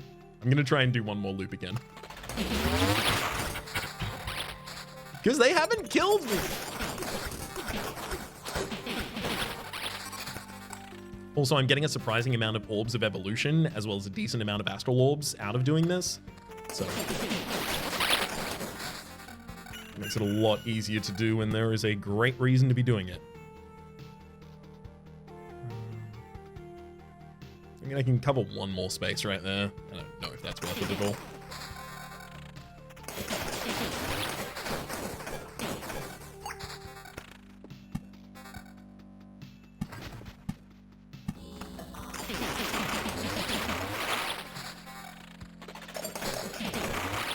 Maybe I could have just filled out the entire board with groves. You know what? Every position that doesn't have a grove, I decide now they are groves. I will place groves as soon as I can in all of those positions.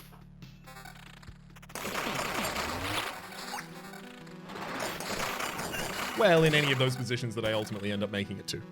Yeah, Oblivion has its target up there.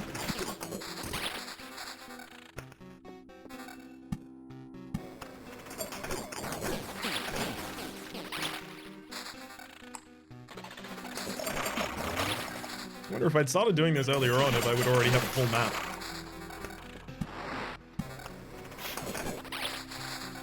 Yeah, especially considering how many new cards we see basically every round. Level up. Blissful Ignorance, there's Oblivion if I want it. Each time the hero passes through a tile, he will heal for 0.5 times the loop HP for each non-road tile around it. Even more reason to do what we're currently doing.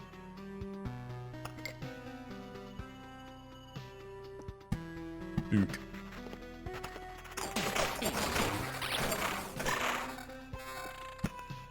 I'll also play cemeteries.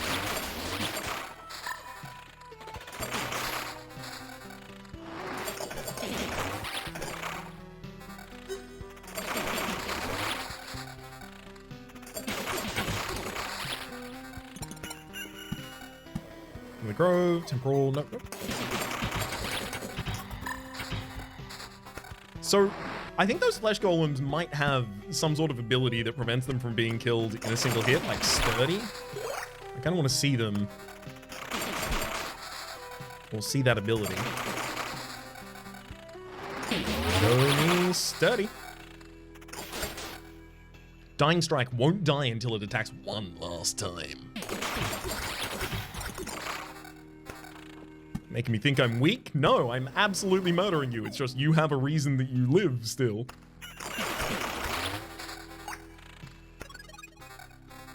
Oh, 2 higher level Katars. Attack speed. No, they've got crit damage chance, but no crit damage. Crit damage chance. Oh, my heart. I'm gonna try one more loop.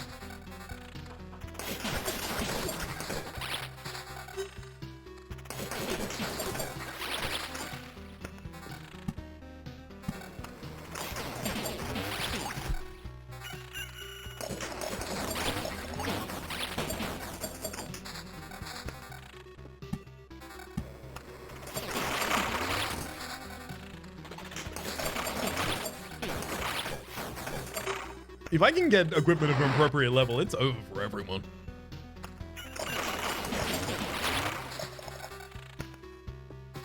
That's all they will have written. It's bookery. Where's like there's a bookery that I can replace and get more cards.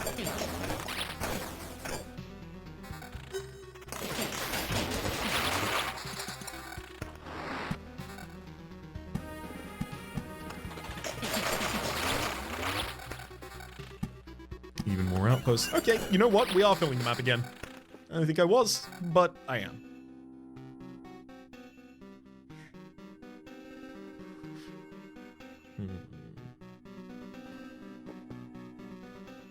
I'm gonna clear out the next abandoned bookery as well.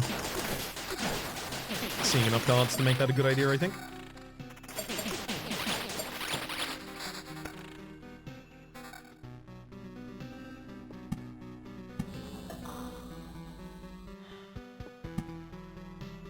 And I'm gonna put an outpost there instead, even.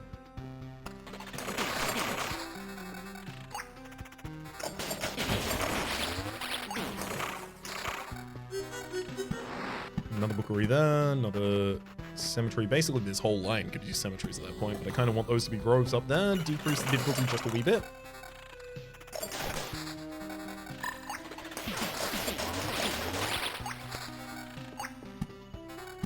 There has to be something for turning in more than 100 trophies at the same time, right? That seems like a thing there would be.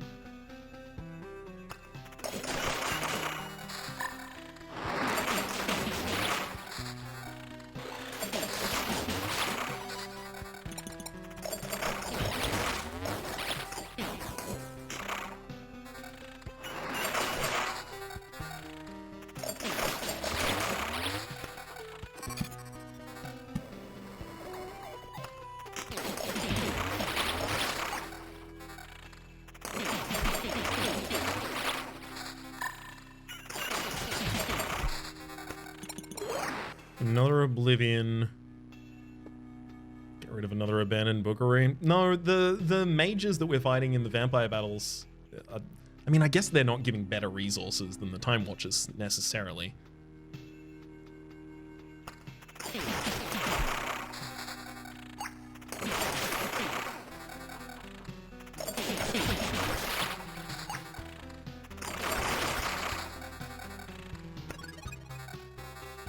Come on.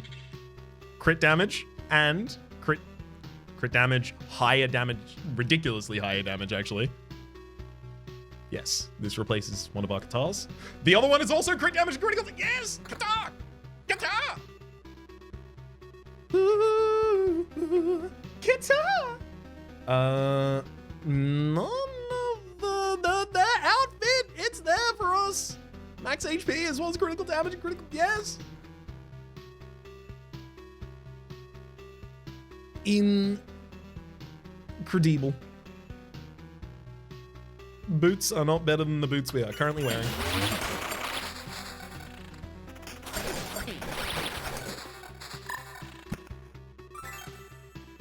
Oh, rare book. Hello. I've got it on good authority. This one's rare. +1 defense for every card in the player's hands. Effects don't stack. Time was merciless to this book, and it's impossible to read it anymore. Small fragments of text tell you about times and places that are long forgotten, but it's not enough to get a complete memory or piece of knowledge.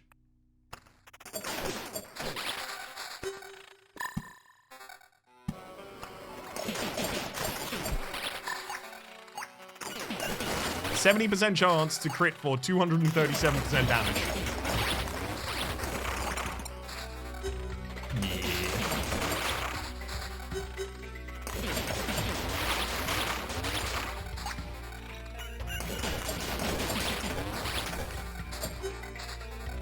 This 6% vampirism is doing a lot of healing. Especially while magic shields out.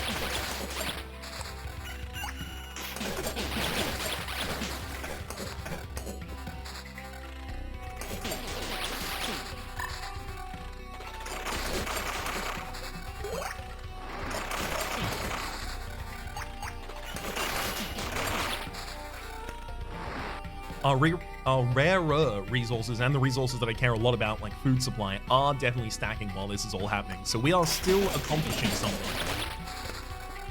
The point at which we aren't anymore is exactly when I run away. Yeah, it's more like I have a chance to not crit. I have a chance to crit for, I have a chance to, wait, hang on. I have a chance to crit for 20% damage. That's basically what this is, but this damage stat is not representing my actual damage. That's basically what's going on here.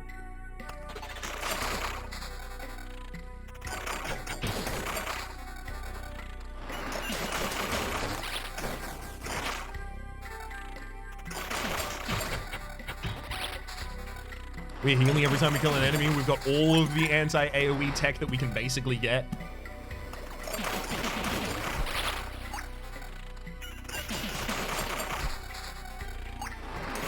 This feels like late game Risk of Rain. Yeah, when you've kind of like escaped the curve.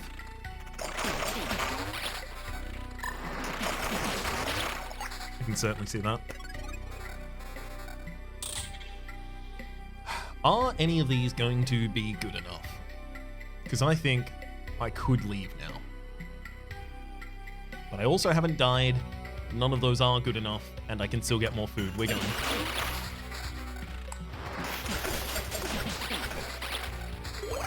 It's very easy to just...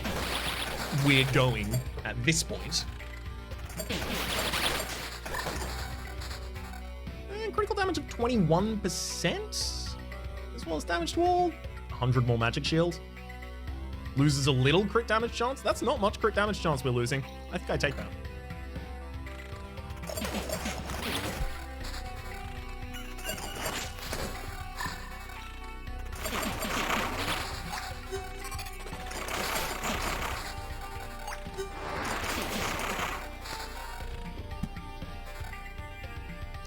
There's nowhere I can place any more tiles, so I never need to pause the game again unless I want to equip something, but that happens on new run.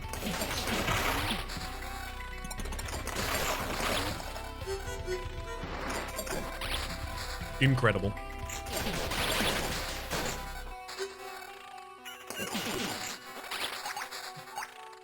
It's this that really matters. The Orb of Evolution that we're getting a like really surprisingly large amount of. I don't think we'll be able to max it out to a full 20 before we have to leave, but...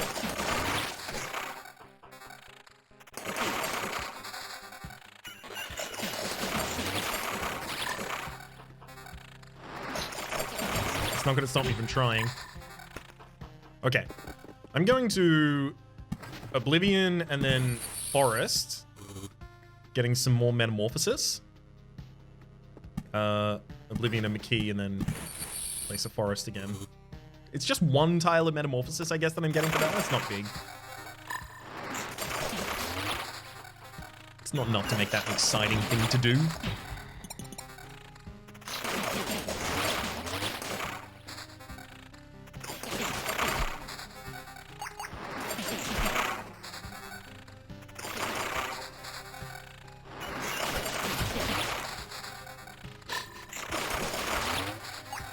God, what are they gonna do to me? I don't think they can. Hello, Qatar? Okay. It's crit damage chance and the crit damage. So this is in the attack speed. So this could go over my attack speed modifier 1. I don't think it does. The other one's also 19. Crit damage chance again? No. Evasion bonus and damage to all versus the attack. I mean, that's instead of the attack speed, it's handy. An armor, something I don't want.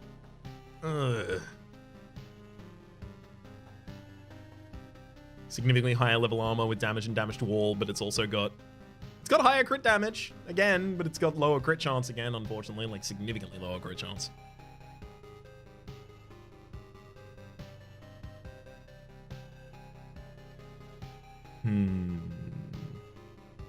This is the most thoughtful part of each of these loops.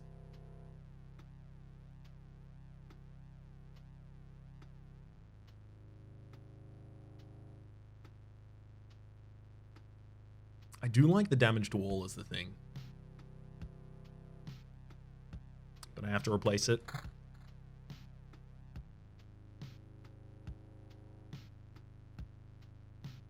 I think that's all I can really do right now. I really wish I got boots in that loop. No boots for me, though. No boots, no slay, no the house down, no queen. None of it. All right.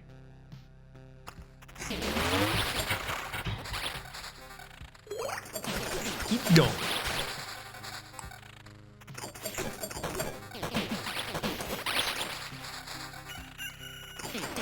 Removing Middletown and then placing a burb would probably net you 5 metamorphosis pieces per combo or 7. Okay, we'll certainly try those.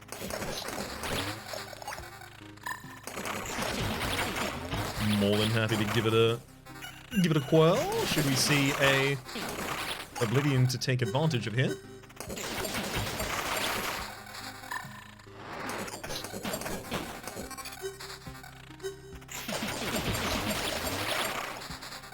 They actually level up again. I didn't think that was going to happen. I thought it was kind of just an absurd amount that I was never going to reach. We are also getting food as we slay those rat wolves, some of the time at least. So, if I destroy that one, I lose 3. Well, no matter which of these I destroy, I'm going to lose 3, right? Because I don't have a full set of them. That's a lot of metamorphosis per removal. Yeah, that's work. So the first thing gives us 2 metamorphosis, and then the second one gives us another 4, so we get a total of 6.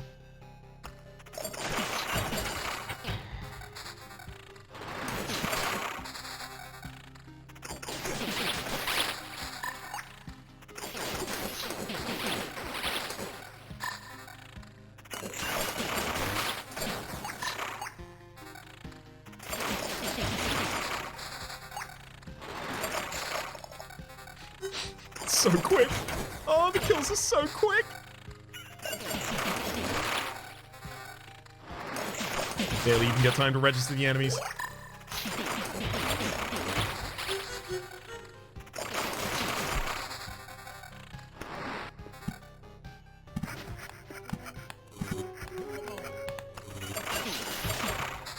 If only I'd been doing these Oblivion strats the entire time. Ah, well. Oh, give me the Oblivion card. Give me that one. I'll do it again. Sorry, the Oblivion, the level, the thing that does that from leveling. Attack speed counter. No. Crit damage, no. Oof. Ouch. Actually, it might be time to leave. But I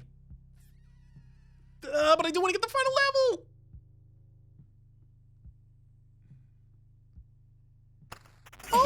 getting more if I Oblivion one space up from that. Yeah, good point. We got the level. It's not what I wanted. Rip. 50% chance to steal a resource shard from an enemy when countering. We do not counter. Here's the lethal weakness.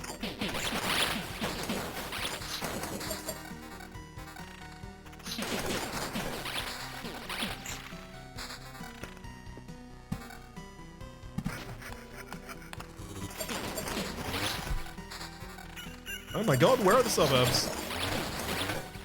I've said so many times I don't want them anymore, and I fear, in fact, they've taken that to heart.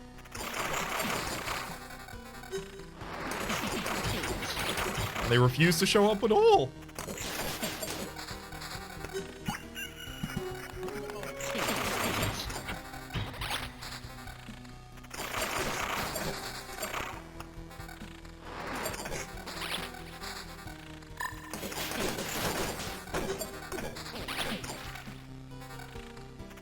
Perfect.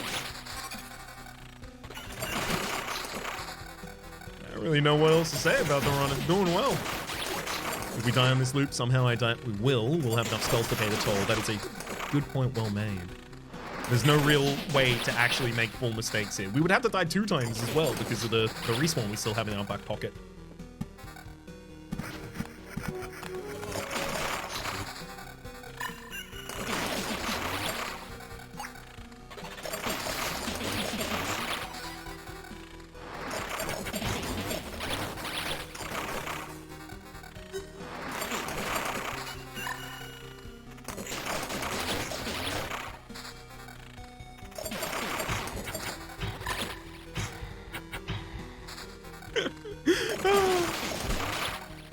Just tankily standing there, knowing doom is coming. With the perk where you leave supplies at the campfire, marginally extend the run. From what I've heard, I haven't done it, but from what I've heard, no. Apparently, your maximum is still unassailably your maximum, regardless of whether or not you send them back. Can you imagine how dead a swamp would make you in this run? Yeah, it might as well just be like a mirror that we're hitting. Counter. Ooh! An amulet that has crit damage and crit chance. It's quite low. Crit damage on that. Crit chance on that.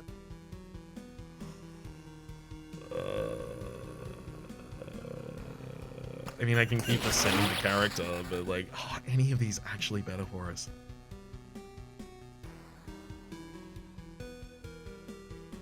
This lowers our crit damage so much. To give us what? A chance and counter, actually. Chance is still pretty big. That was 15% more crit chance, basically, after all the modifiers.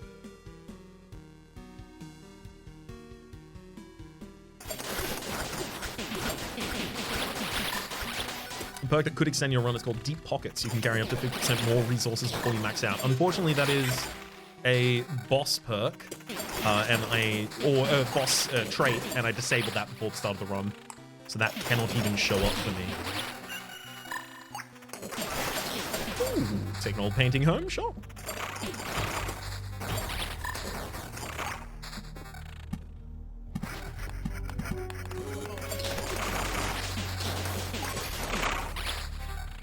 If nothing else, the fact that we've gotten so much more of the Orb of Metamorphosis from having, evolution rather, from having done this, incredible. Makes all of these extra loops worth their while.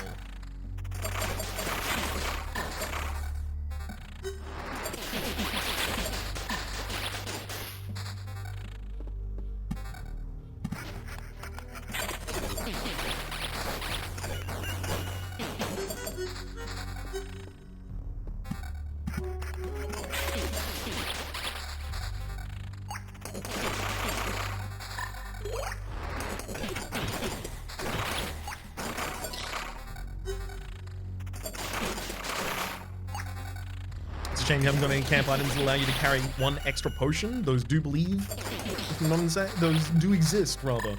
I would like to see them. That sounds like possibly the largest effect I've heard of from a camp item. We're actually starting to lose some HP. Sure, it probably has something to do with the fact that I haven't really equipped much in the last 2 rounds, but... Let's pretend it actually means we're doomed.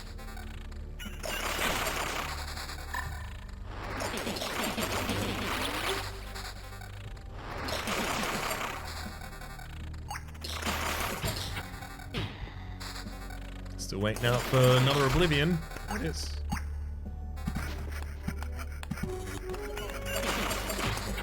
You want to give me another Oblivion or two before we go to the camp just randomly? No. Okay. That's a guitar. It's another guitar. This guitar actually does have good stuff on. Good. Good. Got a good guitar.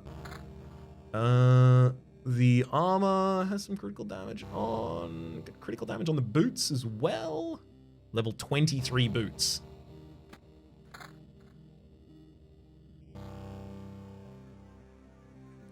57% chance.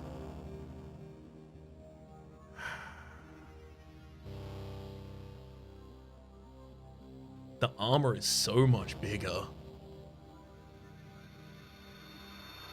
But I lose so much crit damage chance for changing it.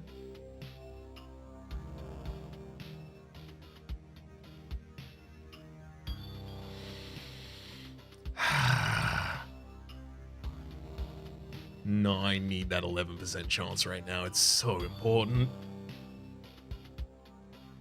Do I loop again? Yeah.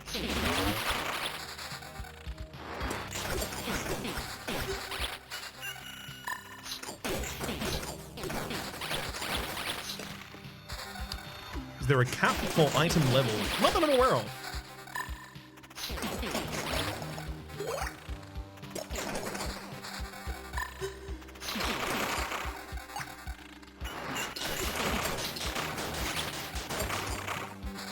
The cap that matters the most here in this instance,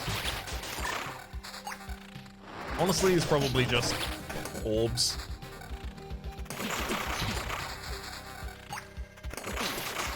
Thank you for the extra Oblivion, helping us get said orbs.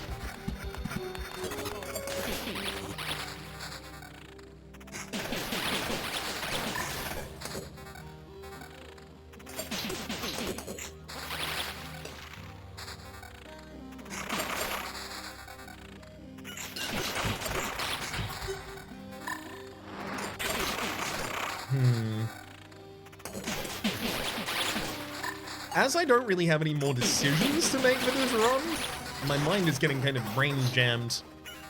And my brain's getting mind jammed by all of the sound. Let me drop my headphones slightly.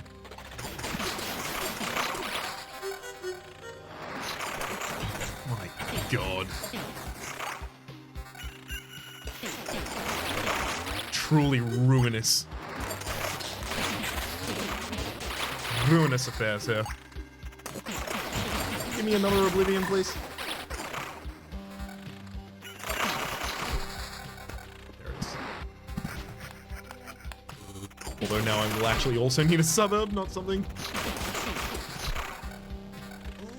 I'm used to asking for, but if you'd offer it so kindly.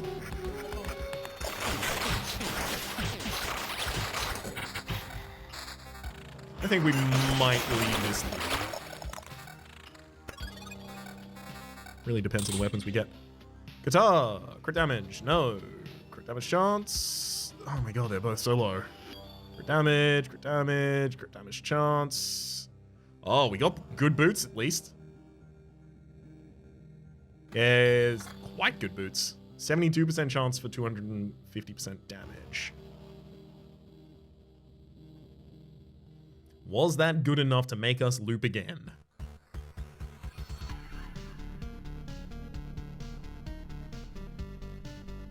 No. I'm gonna leave. I think it's just about the right time for it. Gives us enough resources for another upgrade of the cemetery should we want it, which would get us 20% extra HP after revival. Things that we can build from out on this list. There's nothing new, so it would just be like getting another lumberjack. After an expedition, it gives you one stable branch for every completed loop, but no more than the amount of tiles around the lumberjack's hut. So that's just, you know, more and more upkeep for those kinds of things. So more than anything else, I guess, I want to really upgrade my base.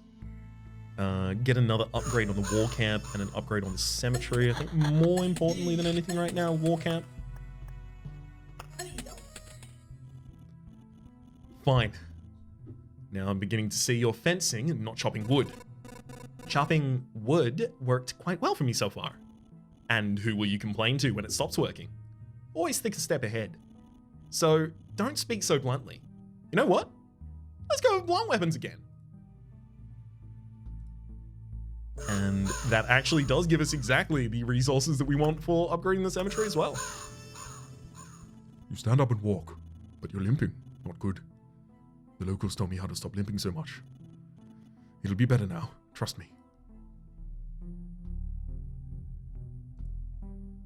And then to the encyclopedia for our reveal of some information. Why don't you tell me what that arsenal's doing? This building is not just a simple arsenal. A humble name hides the ancient school of Warcraft. One wouldn't call the students of the arsenal unrivaled fighters, but they are definitely always sought after. The fundamental basis of the arsenal is attaining mastery over every type of weapon and gear, no matter how exotic, and using them all together, as many as one can. Naturally, that would be hard to learn without a large variety of equipment at hand, and that's why the arsenal functions as the largest museum of warfare. Among its multiple exhibits are items so exotic, one wouldn't even know how to handle them, use them, or even wear them. If you happen upon a clumsy-looking warrior bristling with a ridiculous amount of gear, don't be too quick to laugh at him. It's quite possible that he's a graduate with the arsenal, and he'll use all of his deadly inventory to teach you some respect. We've seen so many flesh golems recently. What does the world think of you? A mass of flesh, bone, and wood, easily mistaken for an undead creature, the blood golem is actually the fruit of a blood tree.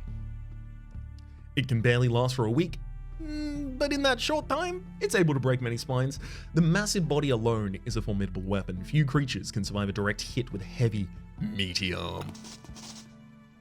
My gramps used to tell me that it was all about those red thickets.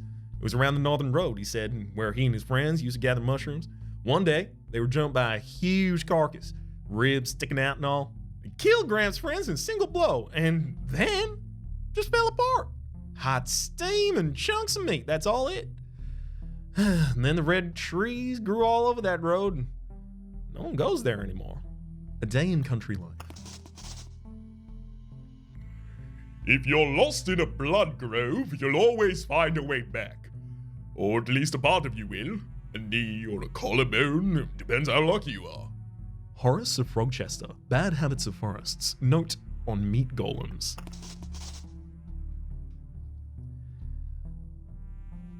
The blood grove doesn't feed on all the flesh it consumes. The best bits are used to create a blood golem, the grove's way of seed propagation. An intact skeleton of an anthropomorphic creature serves as the base structure of the golem. Brains of sentient species are employed to control the assortment of muscles, which are haphazardly attached to the carcass with bones. Of bones. Hivarushat, the lesser compendium of beasts.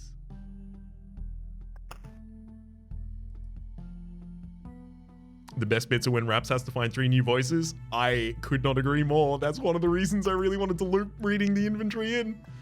Because I love doing it.